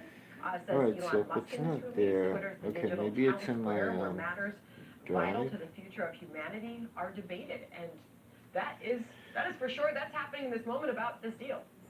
Well, I think what's so interesting here, it was only a week ago, 2 weeks ago, that Elon came out with an offer, right? Twitter said, no way, no how, we're not doing this. It's not going to happen. Absolutely not. And now here we are going forward with a plan. And why? Because over the weekend, Elon was meeting with some of these investors in Twitter saying, hey, look, I feel your pain with the share price here, and I'm willing to come in, and we're going to change this company. Now, I got to tell you, it is a high hurdle to do what he wants to do. He is talking about having people own their Twitter feeds. You would pay for the exposure instead of it being free. That's something brand spanking new. But there's going to be a lot of work to do going forward. And the big question, of course, what are the employees going to do? A lot of them have complained about Elon Musk coming in. Well, they're shareholders, and they're going to be paid out. They're going to be receive $54.20 in cash for each share of Twitter common stock that they own upon the closing of this transaction. As you can see, year to date, the stock has been coming up Holy and shit. significantly so just in 54 recent hours. weeks as this was I should buy a revealed. couple The of fucking purchase shares. I could buy price 2 is a shares. 38% 54 premium to bucks, 2 Twitter's shares. closing stock price, John, on Buy 2 April shares. 1st. So, I mean, it's been 3 on a wild shares. ride. I It's can a just buy fascinating shares. business deal, to be sure. 1, And the 2, fact that you 3. take a Buy a huge couple of publicly shares traded every company like fucking this, month. private is no question a big How many deal shares in- from the business perspective. But this is a social upheaval, really at its core. You know, the billions of dollars aside, what Elon Musk does with this, mean, this could I buy his that? property, which has Could gone that happen? global and is doing things like covering the Ukraine war each and every day, is don't really know. going to be fascinating I've to never watch bought as a shares social before. I don't know how that It works. will be indeed. I'm looking for this image and I cannot find it. Pissing me off. The Elon Musk's Twitter takeover complete. The deal, of course, will be fully done sometime this year, but after days of waiting, I mean, it wasn't even months. It was literally days of waiting, hand-wringing, a little bit of wrangling here. Tesla CEO Elon Musk will buy Twitter for $54.20 a share, or $44 billion in a deal that will take the popular microblogging service private, because he feels not quite popular enough, that it hasn't been gaining users, and it has not made the kind of money that Elon Musk feels it could make. So that purchase price actually represents about a 38% premium to Twitter's closing price back on April 1st. That was the last trading day before Elon Musk disclosed his approximately 9% stake in Twitter.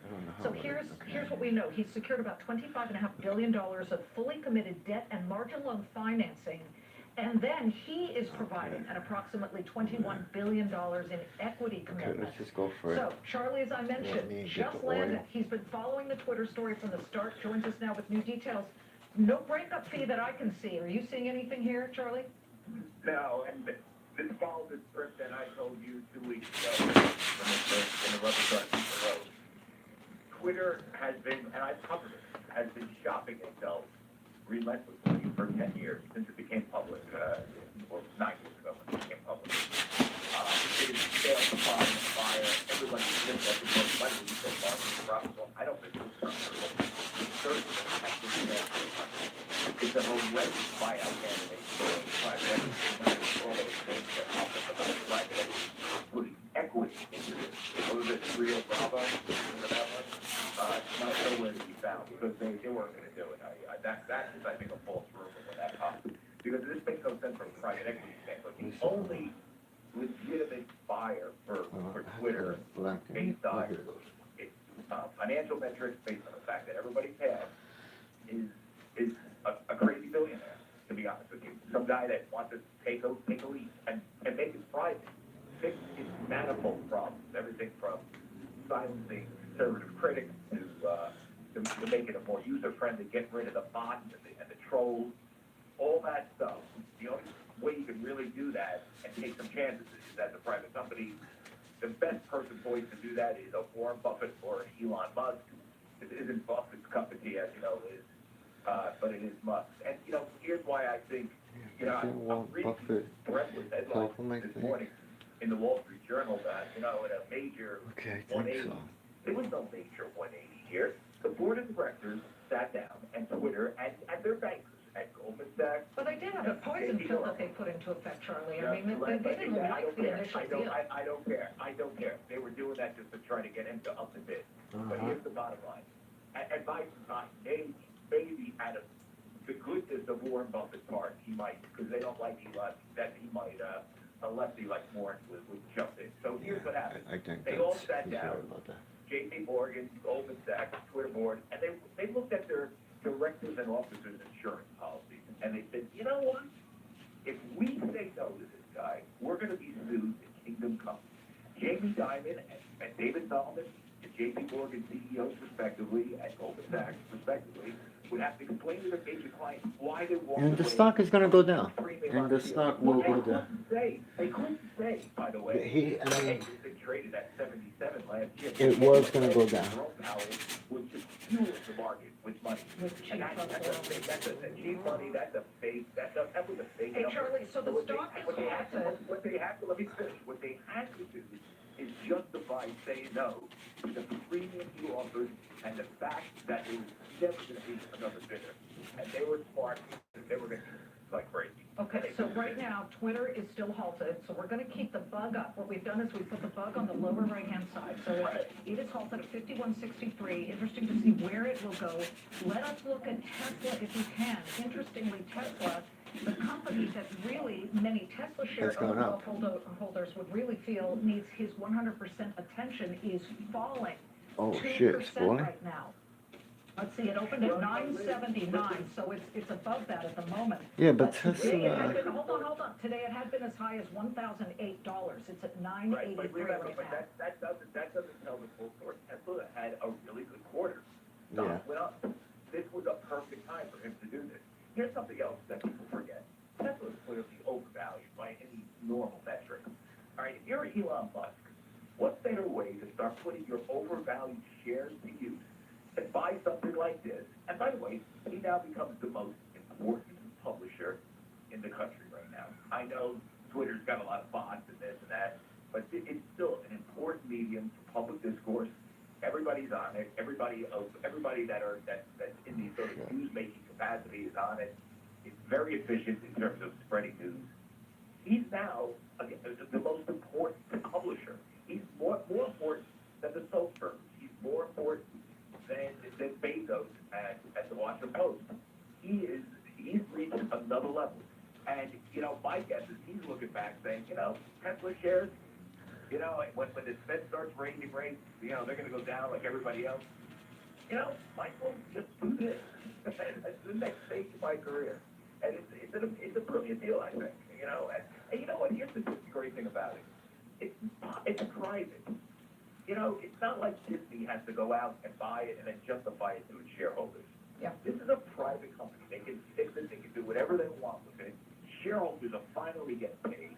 So the feckless people that ran Twitter for years have nothing.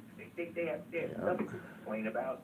It's the shareholders that have a lot to complain about. Yeah. And for one, the shareholders did okay. Yeah. And Check this, Charlie. Check this. Twitter still halted. We want to let everybody know that. DWAC. This is, of course, the SPAC that is part of the Truth Social media group that Donald Trump had put forth, falling about 13.5% at the moment. And we're looking at some other social media names. Meta was higher. It's I wonder flat, when slightly Trump is going to lower. come back. Snap When was is he higher. back? It is now down about 0.5%. Pinterest up 0.75%. I don't really see that as a competition to Twitter. But the social one, the fact that the social, the chattery, that's the big loser. That's the big loser. I mean, Elon Musk has not addressed the elephant in the room. Will he let Donald Trump back on the platform? But I guess by all intents and purposes, he is. Okay. Everybody knows that he will, and I think other people will get back on. I think Alex Berenson, who was banned from Twitter, How about because he Alex said Jones? some heterodox stuff about vaccines and Oh, COVID. I think he gets back on. Alex, I mean, I think there's going to be an was Alex Jones kicked out? of blue check marks that Elon will engage in, and and that's bad for social. Also bad for social is the fact that they had the technology didn't work. I mean, I tried signing up for that, and I still have not my notes. You're talking about DWAC. Can we show DWAC? It's now down 14%. This is Digital World Acquisition Corp, which of course is Donald Trump's Truth Social company. Let me just say, folks, that Twitter is now trading once again. It is jumping about anywhere from 6% to 5.9%. It's moving all over the place here. It's at 51.85, 51.90. As we watch the intraday picture right here, you can see that it is on the move. It's not exactly skyrocketing. I'm wondering now, if we bring in the floor show traders, exactly what they think is happening. Is this sort of hold on the news? We're hearing from the Twitter CEO now as well, Parag Agrawal. He, of course, of Twitter has a purpose and relevance that impacts the entire world, he says. Deeply proud of our teams and inspired by the work that has never been more important. Parag Agrawal tweeting just this moment. Don't know what happens to him, but I highly doubt he stays on board because Elon Musk has made it very clear he was unhappy with the way the company was actually moving in the direction in which it was, trajectory at that point.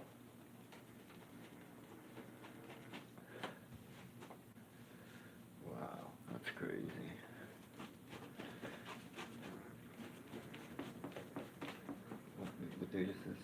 Oh, this is all. 2019.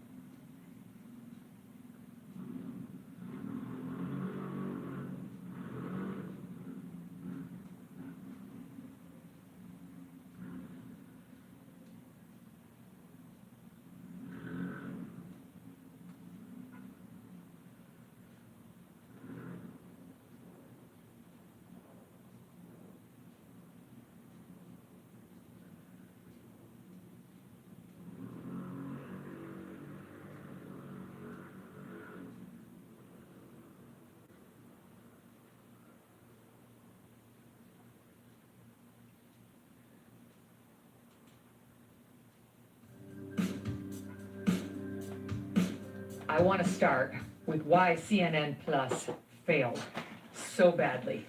The immediate colossal collapse of CNN Plus is a debacle unlike any in American broadcasting history. So how did the most trusted name in news become the joke of the journalism world so quickly? The truth is, it was over before it started. I used to be a CNN fan, believe it or not. I used to watch it at night while getting ready for the Kelly File on Fox News, where our ratings trounced theirs so badly that I stopped looking at their numbers. There was no competition. It wasn't interesting. The only interesting numbers were internal at Fox. Did I beat Bill? Did I beat Sean? Did they beat me? I never looked at CNN, never mind MSNBC, never. But I liked their anchors, and I felt like I was getting the straight skinny on most issues. The show that preceded my own at Fox, The O'Reilly Factor, was an opinion show, so I didn't really rely on that for straight news. Plus, it was pre-taped, so you'd never get breaking news on Bill's Hour. As much as I've had my beefs with Bill O'Reilly, he's an incredibly gifted broadcaster. I would never take that away from him. One of the very, very best. And so it took a lot to draw my attention away from his hour. But before my own show, I needed to stay on top of the breaking news, and CNN was live, and back then, pretty fair. I watched that die before my very eyes. Trump ended CNN. Yes, right.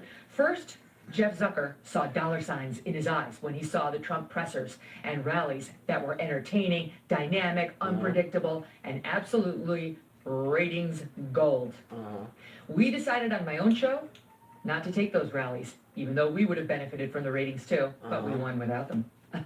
But we decided not to take the rallies because we knew very well we would not do it for his opponents, and it wouldn't be fair to do it for him. Zucker went a different route, taking each and every one to get some sort of number on the board for his struggling anchors. He didn't care about ethics. He just wanted to win. Then, Trump won the presidency and took aim at Jeff Zucker and his coverage, which by then had turned very nasty to Trump. Yeah. When he was a joke, he could be indulged. When he was winning, he had to be destroyed. He had to be destroyed. And Jeff Zucker took it personally. Many of the CNN anchors and staff felt it was their mission to take Trump down, that he was a uniquely evil politician and covering him required a sacrifice of objectivity. Or maybe they just convinced themselves that he was objectively terrible and there was no other way to examine his presidency. Either way, little by little, they killed their own reputation. Yeah, they did. Night by night, as they mocked his voters, derided them all as racists over and over, misogynists and bigots, and misled the public on things like Russiagate without ever correcting themselves. They telegraphed their hatred, not just for Trump, but for the right half of the country, their smug superiority. And the right half of the country, and indeed the center, many of whom wound up voting for Trump, heard that message loud and clear. Bad move. I know a lot of Republicans who used to watch CNN. Maybe Fox wasn't for them. Maybe they thought Fox had gone too all in for Trump. But CNN became unwatchable. It turned into MSNBC without the same intellectual honesty to admit its agenda. They took hosts who had a certain kind of benign appeal and turned them into partisan hacks. Boring and benign is one thing. Biased and better than you is another. No sane Republican or centrist viewer remained. For a while, CNN enjoyed the same ratings boost that Trump brought everyone. And then he lost, and so did they. They helped kill their own cash cow because in the end, ideology was more important to them. And the stank they created in their own newsroom remained. The public remembered, and their ratings never recovered. In the first quarter of 2022, CNN was third of the top 3 in cable news, averaging less than 900,000 viewers in prime time, down 56% from 2021. More recently, it's gotten even worse. Their primetime average in April was less than 700,000. I would have been fired so fast at Fox News if I had been averaging anything close to that. In the overall number, we were averaging over 3 million. They're under 700,000 in the overall. That's an easy number to get. And around 165,000 in the key demo of 25 to 50 or 4-year-olds, which is the main number they care about because that's what they can base their advertising fees on. 165,000 in the key demo. 165,000 out of the 300 plus million people in America. That's nothing. That's embarrassing. The daytime numbers, by the way, are even more dreadful. This is five-alarm fire stuff. This is basement dregs. This is too humiliating to show your face at industry cocktail party numbers. And what did they decide to do? Offer more CNN. CNN Plus. That's what the people want. More of what they're already not watching. Only we'll charge them $60 a year to watch it. Is it any wonder no one tuned in? But the biggest mistake CNN made was thinking their talent had the kind of relationships with its audience that Fox News does. They looked at Fox Nation, the digital offshoot of Fox, and thought, we can do that. More content from our anchors and hosts who share the same bias of our anchors, and surely the people will come. In other words, the anchors will be on there doing other things than news, and then we'll hire a bunch of people like Eva Longoria who have the same bias as our anchors, and yes, the audience will come. But CNN has never had the kind of fan devotion that Fox News has. CNN divides its fans with MSNBC, ABC, NBC, and CBS. Nobody's rabid about CNN. It's just what's on, or used to be, at the airport. And it's what we used to tune into on the big news events because they flood the field with resources. They've been riding on the reputation built by guys like Bernard Shaw for years now. Fox has diehard fans. Conservative media in general has diehards because people are so grateful for something that is unlike the rest of it all. A channel, or now digital media offerings, that pushes back against the open hatred for conservatives or anyone who's a bit right-leaning and their ideals, from homeschooling to abortion to gun rights to parental rights, free speech, small government, and all the rest of it. Conservative media consumers feel a connection to their anchors of choice because they know that they don't look down on them or on this country. And that creates a kind of loyalty CNN will simply never know. So no, their viewers did not want more Brian Stelter. They did not want Rex Chapman, some guy who started off by co-opting cute dog videos on Twitter and then got very partisan, and like so many of the CNN lineup, stayed in that extremely partisan lane. They did not want parenting lessons from Anderson Cooper or a talk show from Don Lemon or Chris Wallace, who never pulled a number even on Fox. Never mind on CNN Plus. And the lesson here is not streamers are struggling. The lesson here is go back to basics, CNN. Try. At least try to check your extreme bias. Or at a minimum, own it and then balance it out with some kind of ideological diversity. When I was in the primetime lineup of Fox, we had Hannity, a conservative, Greta, a Democrat, O'Reilly, a populist, and me, a right-leaning independent. You never knew what you were going to get in terms of opinion or where someone would go on an issue, and it worked. This is a moment for CNN to do some serious soul-searching. I don't expect any apologies for all the misleading they've done with their audience, but straight news coverage would be a delightful change. The new management is suggesting that this is their goal. They've got new ownership and new management. Let's hope it happens. Or CNN, the mothership, is headed for the very same result as its digital offshoot. and a lot of people CNN is dead. are That going to be name out is of their dead. jobs. CNN Black Rifle has Coffee left such a Company is a bad veteran-founded taste in my company mouth serving premium coffee to people who love that America. I would They never developed their trust them explosive roast ever. profiles with the same mission Ever. focus learned as military members serving this Ever. great I'm country. sorry, I And in wouldn't. 2021, Black Rifle Coffee donated over 100,000 bags of coffee. That's fucking people 2.1 giving me million cups PBS. of coffee I to wanna first deal with you responders, bastards. law enforcement, and active duty military members. So you know that with every purchase you make, Black Rifle gives back. What other coffee company does that, right? Black Rifle Coffee imports high-quality coffee beans from Colombia and Brazil, and they roast them 5 days a week at their facilities here in the USA, in Manchester, Tennessee, and Salt Lake City, Utah, to be exact. And that means you get the freshest coffee possible, no matter where you live. The best way to enjoy Black Rifle's freedom-filled coffee is with the Black Rifle Coffee Club. When you join the club, your brew of choice is roasted, packaged, and shipped free to your door on your schedule. How many times have you been like, where's the coffee? Oh, I forgot to get it. And that's one thing you don't want to be out of, and the Coffee Club solves that.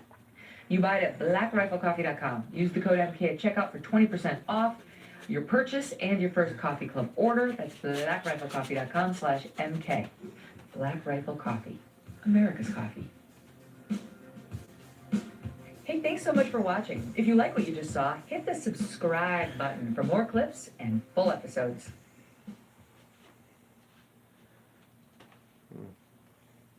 Little by little, work on this. Little by little, what's this here? I got a brush here. I'm gonna work with this brush. I'll work with this one. Oh, one of these. Mr. Depp, if you could please take a look at the stack of articles in front of you. Oh, Lord. Yes, it's a stack of hit pieces. The first one is on The city team. Mr. Depp, we're gonna try to get through this as quickly as possible. I'm just I'm gonna ask you about the first one. Well, we're gonna talk about them. The first one is entitled, it's from The Guardian. You see that? Apparently drunk. Yes, and this is an article from November 15th, 2014, entitled, Apparently Drunk Johnny Depp Cut Off at Hollywood Film Awards Ceremony, correct? That's what it says, yes. The next article is an article from May 7th, 2016. It's entitled, Johnny Depp, Friends and Family Seriously Concerned About Him. Here's why. Yes, how did they know? The next article, from May 1st, 2017, before Ms. Heard filed for a restraining order, a year and a half before she published, this would be after, May 1st, 2017. The headline is, Johnny Depp has a clear and epic sense of entitlement, ex-managers say. Yes. This is in the Hollywood Reporter, correct? I was in a lawsuit with them, so. The next article, from May 10th, 2017, is entitled, Johnny Depp, a star in crisis and the insane story of his missing millions. Did I read that right? That's straight from the same lawsuits. The next article, also from May 10th, 2017, a year and a half before the op-ed was published, says, Johnny Depp reportedly drank heavily and was constantly late on the new Pirates movie set. Did I read that right? You did, reportedly. The next article, also from May 10th, 2017. Mr. Depp, This is a pathetic attempt. Mr. Depp, please just respond to the question I'm asking you. What's your The next question, the next document, an article published in Vanity Fair on May 10th, 2017, yes, is entitled, Johnny Depp's Financial Woes Might Sink the Next Pirates of the Caribbean. Did I read that right? You did, I don't know. The next article, May 25th, 2017, a year and a half before the op-ed was published, an article entitled, Where Did It All Go Wrong for Johnny Depp? After a string of flops and a ton of bad press, Johnny Depp's star power looks as wobbly as Jack Sparrow on a plane. Did I read that right? You read that very, very well. The next one, Hollywood Reporter, May 27th, 2017. Headline, Pirates of the Caribbean, the diminishing returns of Johnny Depp. Did I read that right? You certainly did. Hollywood Reporter were very nice to me. July 12th, 2017. Why are all of Johnny Depp's movies bombing at the box office? Did I read that right? You certainly did. November 4th, 2017, a year and a month before Amber published the op-ed. Headline, Johnny Depp allegedly showed up drunk to movie premiere before stay. Did I read that correctly? Say, this is hearsay. June 21st, 2018, 6 months before the op-ed was published. Vanity Fair article, the real reason Johnny Depp used an earpiece on a film set. I think that was Did I read explained in that court the other day. Oh, you did, yeah. June 21st, 2018, 6 months before the op-ed was published. A Rolling Stone article entitled The Trouble with Johnny Depp. Multi-million-dollar lawsuits, a haze of booze and hash, a marriage gone very wrong, and a lifestyle he can't afford inside the trials of Johnny Depp. Tabloids. Did I read that right? You did, you should read the article. And the last one, June 22nd, 2018, Daily Mail. Vodka for breakfast, 72-hour drug binges, and spending sprees that beggar belief. Alison Beauchamp reveals why Hollywood's reeling over what's being called Johnny Depp's career suicide note. Did I read that correctly? You did. Who's Alison Beauchamp and how does she know? Mr. Depp, you can't name Oh, a single actress who has benefited in her career by coming forward and stating that she was the victim of domestic violence, can you? I'm sorry, what was Objection that? calls for speculation.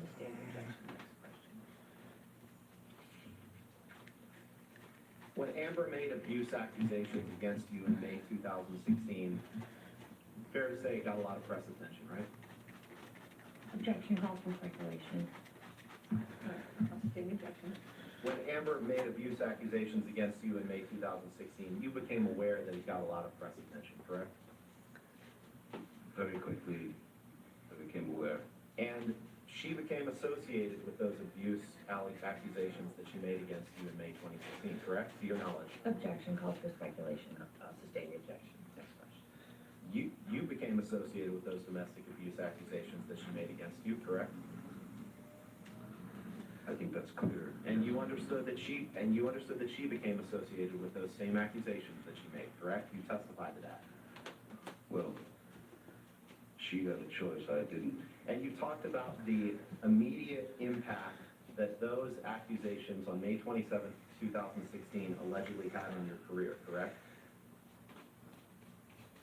Yes. You testified earlier in your examination on direct that when Amber made those accusations in 2016, you said you lost, quote, nothing less than everything, correct? That's correct. But you didn't try to get the restraining order lifted in 2016, did you? I don't. If she wanted restraining. Yes or no question. You didn't try to get the restraining No, order. why would did you? I? And you didn't have a divorce trial where you could respond to Amber's accusations of abuse in 2016, did you? Objection calls for a legal conclusion.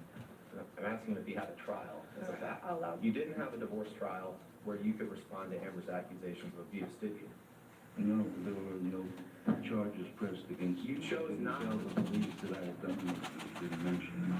And you didn't have a California divorce judge decide these facts, did you? Objection asked and answered. I'll You sustain the chose, objection. you chose not to try to clear your name at that time through any sort of legal proceeding, correct? Objection asked and answered. I'll sustain the objection. And you chose to sign a divorce agreement in which you stated that Amber had not made any false statements about you for financial gain. We looked at that, correct? Objection asked and answered. Asked and answered. I'll sustain the objection. Next question. In fact, you waited until Amber wrote the op-ed in the Washington Post in December of 2018 to file a lawsuit against her, correct? That's correct. Can you pull up Plaintiff's Exhibit 2, please? It was the only time that I was able Publish, Your Honor. to speak and use my own voice. You chose not to sue the Washington Post in this lawsuit, correct? Objection relevant. Asked and answered. It's not been asked and answered. Hasn't been asked and answered. I'm not sure if they're relevant. You chose to sue only Ms. Heard and not the newspaper that published this article, correct? Objection compound. I'll sustain the compound. You chose not to sue the Washington Post, correct? Objection relevant. I'll sustain the objection. You only sued the author of this article, Amber Heard, correct? which seems she was the one making statements. Yes, I had the opportunity to fight back. Permission to publish Exhibit 2, Your Honor. Exhibit 2 is already in evidence. Mr. Depp, you realize that the only job for this jury to decide, Yes, sir. its only job, is to determine whether this op-ed and this op-ed alone is defamatory. Objection calls for legal conclusion. I'll sustain the objection. This is the only writing that's the subject of this lawsuit that you brought, correct? Same objection. Fact, Your Honor. You I'll allow that question. This is a version of that story of the op-ed that I've never seen. The one that was published before, the only one I've ever seen is the one that was published prior to this. They changed the title because they were in fear of trouble. Well, the move to strike that last testimony, Your Honor. Well, Whether it's the online edition or this edition in the paper, this article is the only statement, the only publication of anything that's the subject of the lawsuit that you brought, correct? Objection asked and answered. Sustain the objection. This op-ed, Mr. Depp, does not discuss any of the details of your relationship that we've seen in texts and emails and recordings over the past few days, does it? Objection compounded, asked and answered. I'll sustain those objections. In fact, this article doesn't contain any details of your relationship with Ms. Heard. Objection asked and answered. I'll sustain the The only thing that this article states, Mr. Depp, is that in 2016, Amber made accusations of domestic abuse. Correct. It was clear that she made allegations in 2016. And she did that when she obtained a restraining order against you in 2016, correct?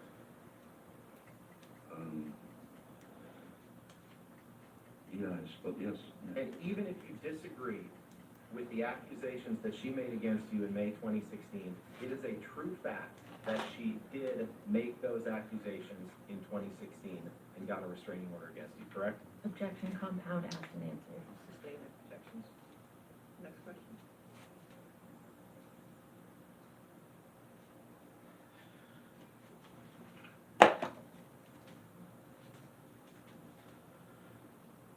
To your knowledge, the words that Ms. Heard used in this article about getting a restraining order against you in 2016, those are true, correct? I'm sorry? The words that Ms. Heard The used. document. All right, I'll sustain the objection. Can you go to, the third paragraph, go to the third paragraph, please.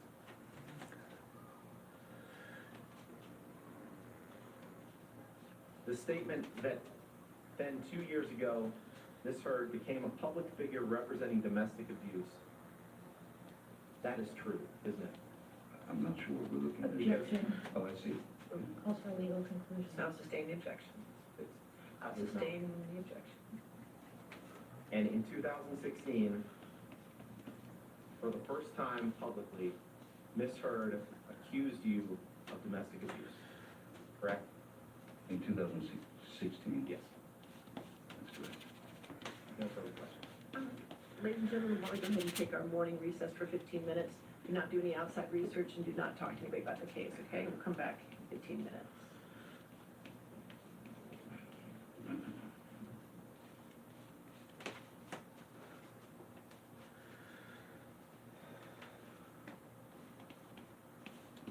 Mr. Depp, how did you feel when you learned that you were being dropped from the Pirates of the Caribbean franchise?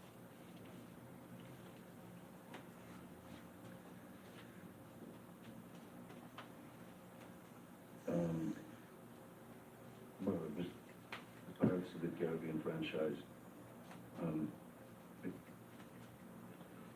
It was a character that Captain Jack Sparrow was a character that I had built from the ground up, and it was something that I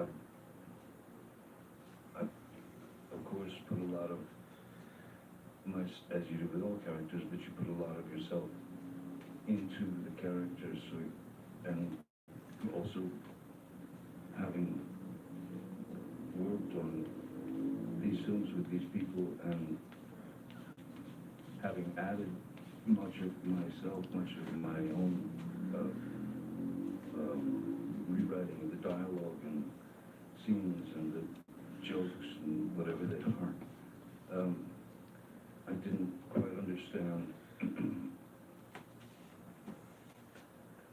how that, after that long relationship and quite a successful relationship, certainly for Disney, that they were, that suddenly I was guilty until proven innocent. Up until the point that you learned that you were not going to be in the Pirates of the Caribbean franchise any longer, what was your intention with respect to future Pirates movies?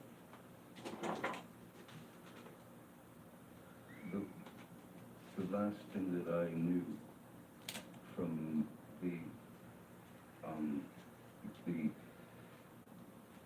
I said that there's the producer team, there's the creative team, and there were many discussions.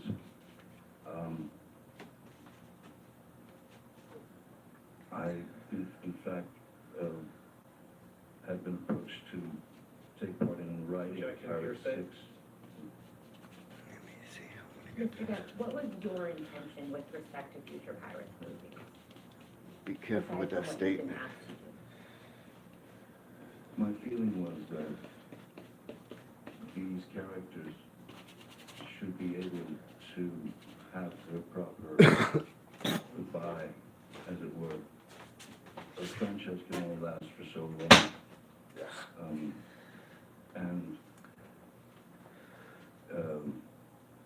There's a way to end a franchise like that, and I thought that the characters deserve to have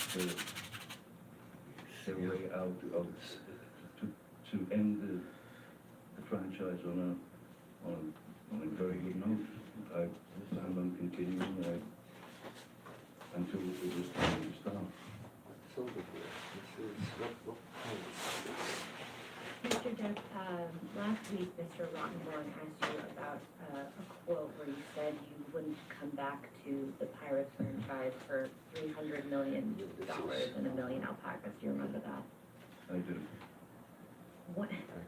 When relative to learning that you would no longer be a part of the Pirates franchise, did you make that statement?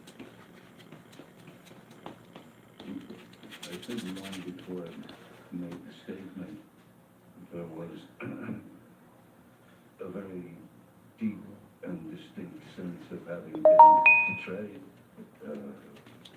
by the people that I had been working with, the people that I had worked hard for, people that I had delivered a character to, that they initially despised, but somehow,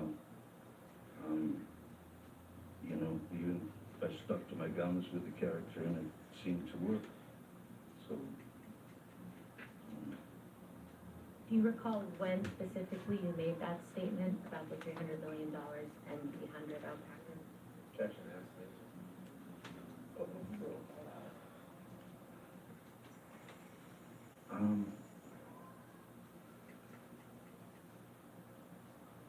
I believe I made that statement during a press conference in the San Sebastian Film Festival when I was asked about my It's gonna come down. situation. I can take it all the way down to here, baby. If you can recall. Maybe it was last year or so. I'll take it up to here, maybe. Up to here. Can we please pull up plaintiff exhibit Take it up to here. 801? Let me see. Take it halfway. Mr. Depp, do you recognize this document? As soon as my eyes go on, I hopefully will.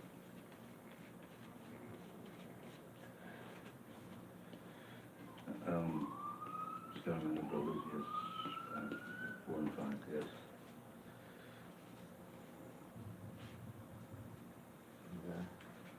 What is this document?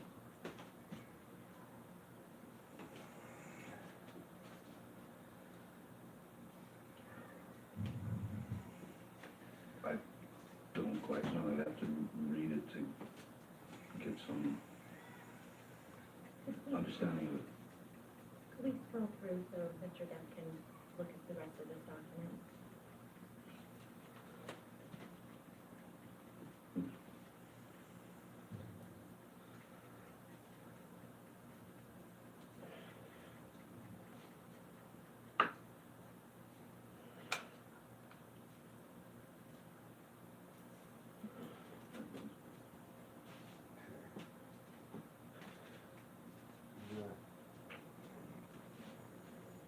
It looks, this appears to be some species of contract.